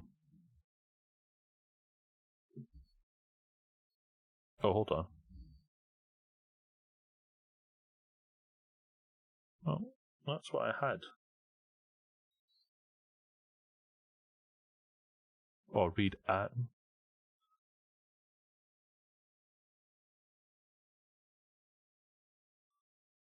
What am I doing wrong here, people?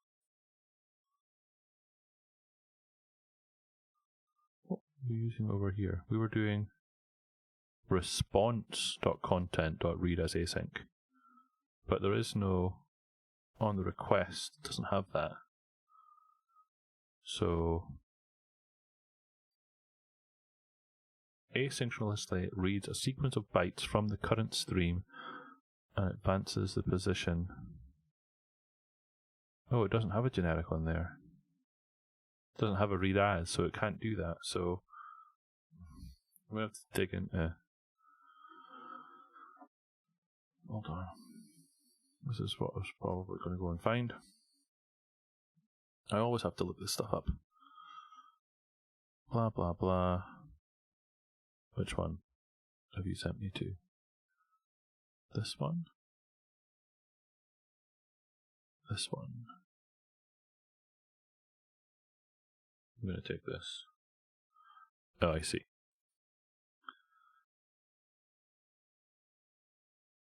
So that's going to need JSON, which I took out.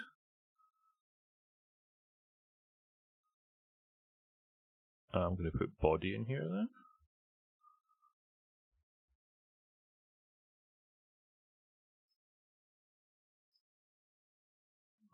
Really? Stream does not contain a definition for...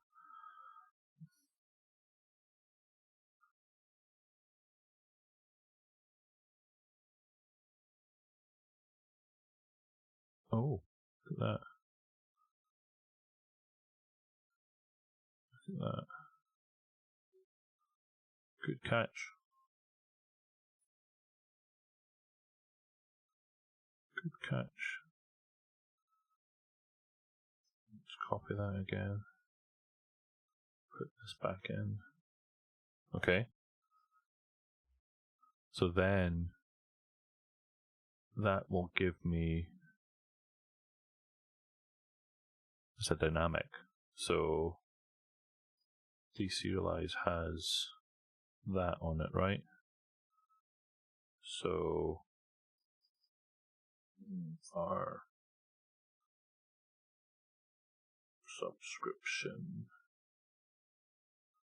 and I want to put on specifically a subscription,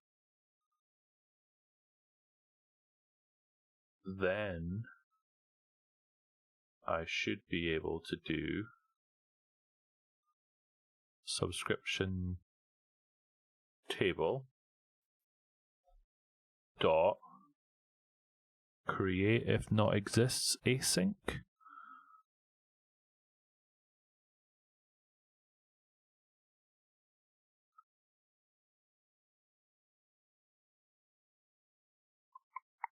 does it want to do?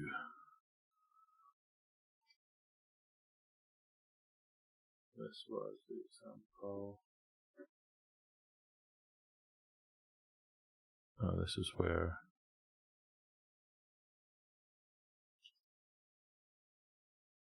See, that's. I went back to the example that you showed me. So this was execute async table operation dot insert, and then that wants to be subscription.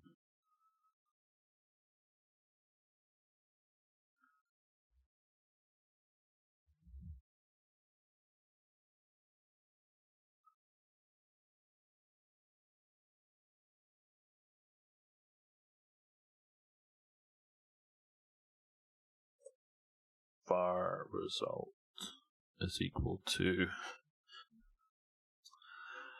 Then it should throw an exception if the response isn't deserializable to subscriptions. This should probably be handled in a better way. Yes, no, I think you're right. I think you're right there, Kim. So then let's at least put this into something resembling some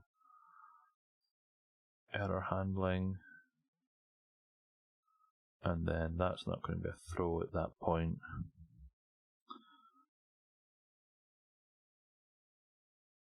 Why would I? Well, so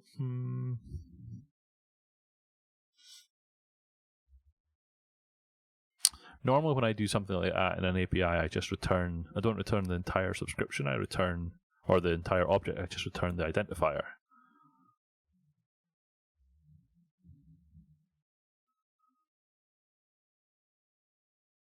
Talk to you later, Martin.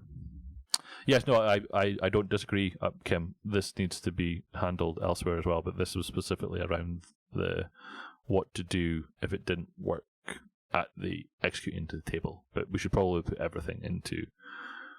Let's just do that. Let's do this, and let's keep Martin happy, even though he's disappeared. And then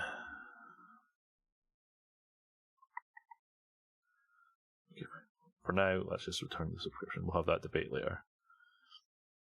This wants to be a new object result of subscription. And then this is a return new something. Return new. Oh, yeah, good point. I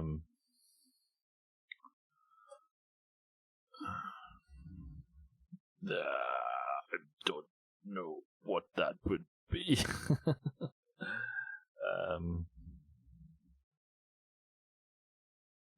Well, now we're getting into the weeds now. What's a 201 called?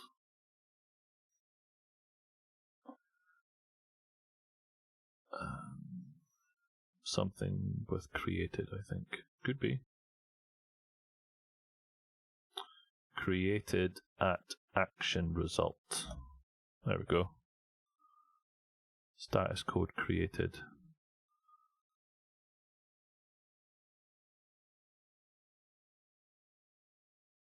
So that wants a. Oh, hold on. Created result. Well, there's a created action at action result. Oh, there is a created result. Location and value. So location, that wants a URL. Let's just put this in just now. Beautiful. Sounds good to me. This wants to be a error. Bad request object result. Boom. Okay, so far so good. Right. Where do we get to?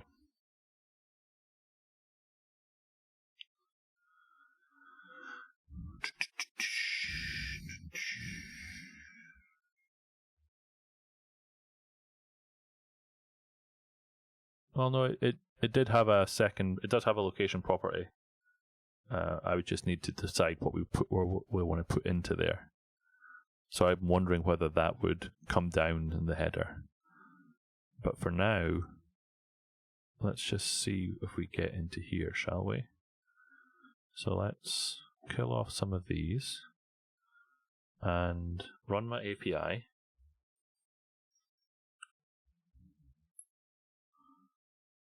Let's have a look. If we get this working, that's it. We're calling it a night. Because we're just about where I wanted to be, which was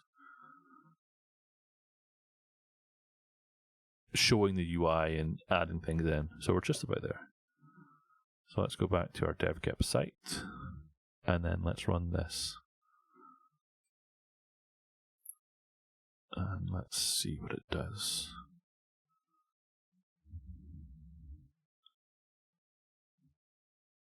So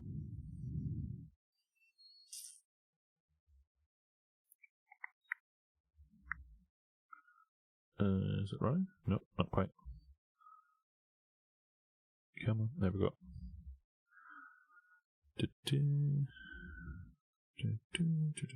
Subscriptions should still be listing out 2. Subscriptions. Subscriptions 2. Click on create new. That one can come out. Don't need that one anymore.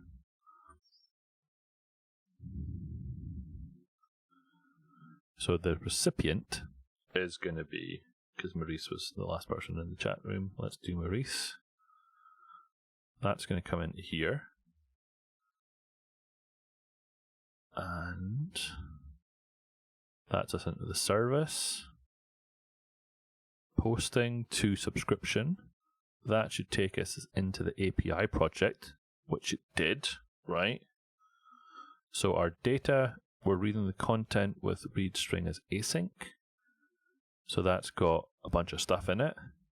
We're going to deserialize that into a subscription object, which has got Bill, Maurice, and a new GUID.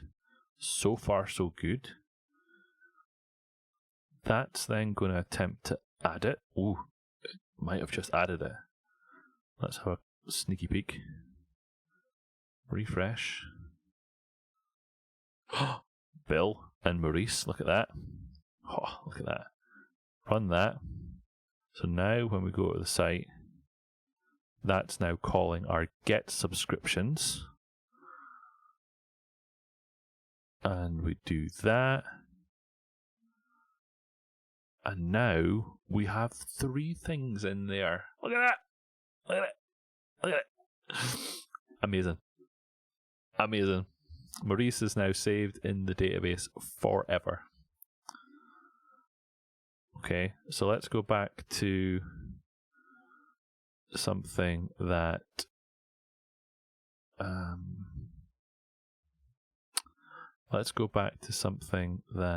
Kim was talking about, which I want to try.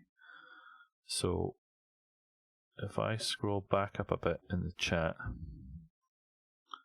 then there was mention of getting the user. Where was that? Have you got that to hand, Kim? I don't see it in the chat. I want to just quickly test to see if that works. I don't see it. I'll probably just scroll past it twice. Oh no, I see it now. So what you were suggesting was this dot user dot find first value. Find first claims claim type dot name identifier. Let's see what that does, shall we?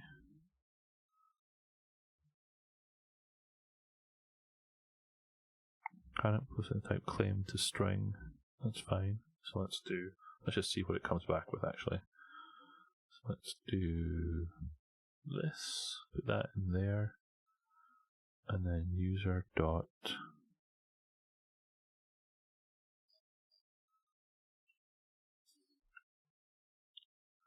it will get the GUID of the user though, but could probably be changed to something else. And that's okay though, I think.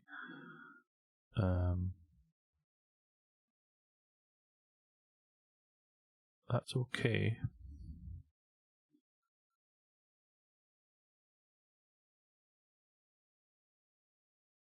And as long as it, yeah, I think that's okay. So that will no longer come back as Bill. So if this works, I just want to do this final test, then Bill will no longer be here, but it should be instead, if I go in here and we look for Bill, then what I think it will be is this one here. Use value not to string. So I think it will be this one if it works. So let's go back and test this out then. Value. And then that's not a method, that's a property. Okay, so let's put this here, put this here. Okay, let's give it a try. Is our API still running? It is. So let's run the site again. And let's see if we've now got a link between our user authentication table and our what we're storing them as, what we're storing the subscriptions as.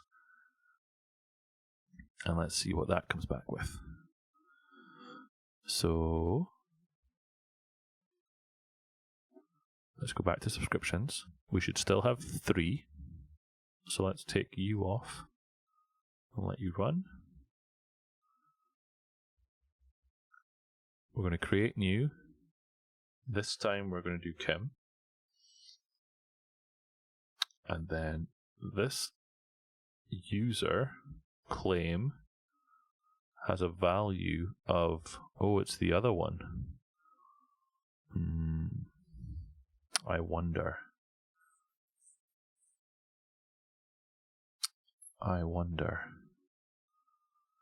I'm not saying that that's not what we want. I just don't know whether it's what we want. Let's see what else is in this user object.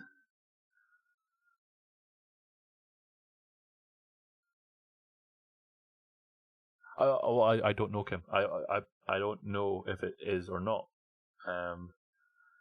So these claims, that is that one. I mean, I was guessing that GUID was what we want. That's a security timestamp. No, it could well be that that's the one that we want.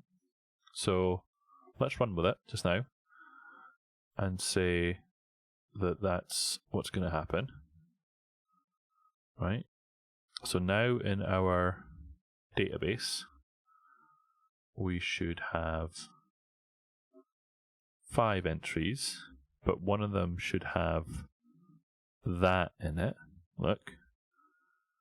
And when we got redirected, it didn't come back because we're now using that identifier. So what we need to do is go back to the site again and let's have a little look for, oh, it must be in the controller. Here. Let's not hard code Bill anymore. Let's do the same thing as we did here. Nope. Close. Let's take that comment out there.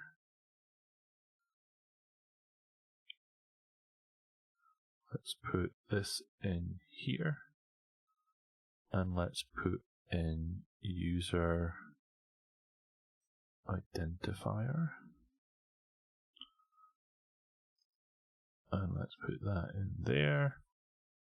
And let's put that in there. That in there. Dot value. And let's run this.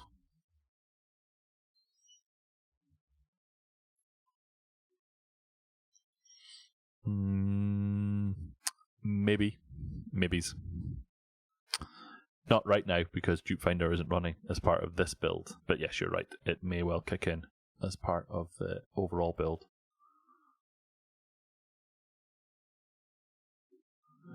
So now if we go to subscriptions for that user, we should only get one back, which we do. Look at that. Beautiful. Beautiful. So, future enhancement. Check if the claim is null before calling value. After all, it is from the identity cookie, so you never know. Yep, so let's put a note in here that says to do. Need to check for null on claim. Let's do that. And let's do this. Style cop saying that that's incorrectly formatted because it needs a space. Yep. Okay. So let's do a quick recap. So, in the API project, we refactored a little bit to create a separate standalone function for each operation that we're doing. So currently we added in a new get subscriptions, which is returning all the subscriptions from the table. We then created a specific get subscription, which drills down into a specific row key and partition key. Then, with those new API endpoints in play, we went back to the website and we stubbed out our service controller, our subscription controller, to have some more things in it for additional views. And then we stubbed out our subscription service to exercise those methods. We refactored the HTTP client that we're injecting in to use a base address, which meant that we didn't have to always fully declare each of the URLs that we were using. And with all of that done, this needs a to do here as well. To do, don't do this, don't do this. Fine. Then, essentially, we have a reasonably functioning website. It needs some shoring up, it needs some error handling, it needs some logging, it needs various things. But essentially, it has the functionality that we wanted to achieve, which was, as a minimum viable product, it has the ability to log in, to log out, to delete your account when you're finished, and then the ability to have some subscriptions be created. And that subscription is then, once it's created, it will trigger some back-end processes that does some stuff. And the stuff is the exciting bit. This is all really just fluff, really. It's once everything gets from this site to the Azure table storage in the back end, that's really when the exciting stuff happens. And so there's a few things that we need to add in here. The first is that there's a limit on how many subscriptions that you can add. So if you have more than, let's say, 3 subscriptions, you shouldn't be able to add any more. And there's a couple of other things that we want to like. So that needs to be enforced in 2 places. That obviously needs to be enforced here in the UI, so you can't create you can't click the create new button when there's already 3 subscriptions. But we also need to validate at the API side that you can't create a new subscription if you've already got 3. So there's a little bit of work to do there, but it's starting to come together. Some comments here from Kim. Future enhancement, check if the claim is null before calling value. It's unlikely that it's null, as the controller is only available for authorized users, but better safe than sorry. Absolutely. Based on user level. What was that question referring to, Kim? The number of subscriptions or something else?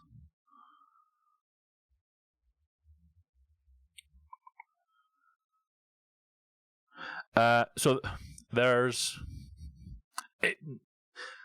Let's just say it's completely in flux. But what we're if this takes off, we're envisioning a free tier where you get to do a certain number of subscriptions, and then if you hand over some hard earned cash, there might be you might be able to create more subscriptions and to do other things with the subscription.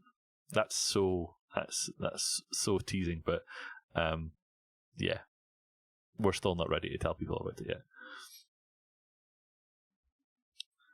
Essentially that. So something along those lines, yes. So for the free tier, you'll have a number of subscriptions, and then depending on how much money you want to throw our way, we will allow additional levels in terms of how many subscriptions you can have and how many other things you can do with that subscription. Yeah. So, and there might well be a higher level subscription number for beta testers and stream attendees who have helped with the creation of this part of it. Let's put it that way. Yeah. Okay, so for now, I'm going to call this done. There's not going to be a stream on Friday because I'm away in London, so there won't be a stream. But I should be back next Monday, and we'll be stubbing out more of this. So what I spoke about in terms of restricting creation, both at the UI and at the API level.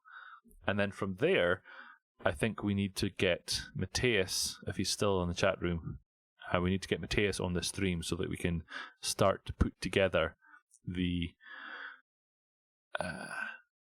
two things. So right now, for instance, this subscription that I created here, this subscription object, that's my common model. So Matthias has one that he's been using. So we should sync those two things up so that we're both using the same base class model so that it's only in one place. We also need to add things like Maurice suggested, which is Duke Finder into this project, and Style Cop and various other things. So there's still a bit of work to do, but we're getting there. And yeah. Any questions before I go? I'm going to give you like 5 minutes maybe, and then we'll go away. Kim's saying, lock him into a room with a webcam and a computer, not being allowed to leave until he's on the stream. I think that's what it'll come to. That's what it'll come to.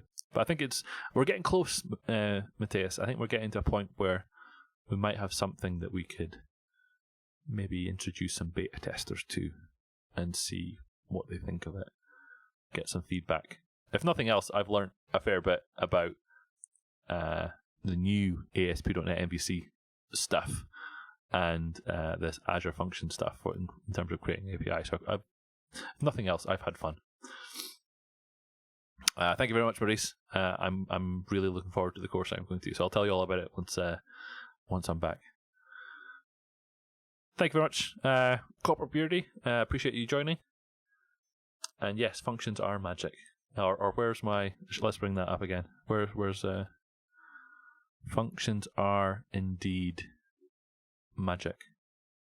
I'm going to leave it on that note there.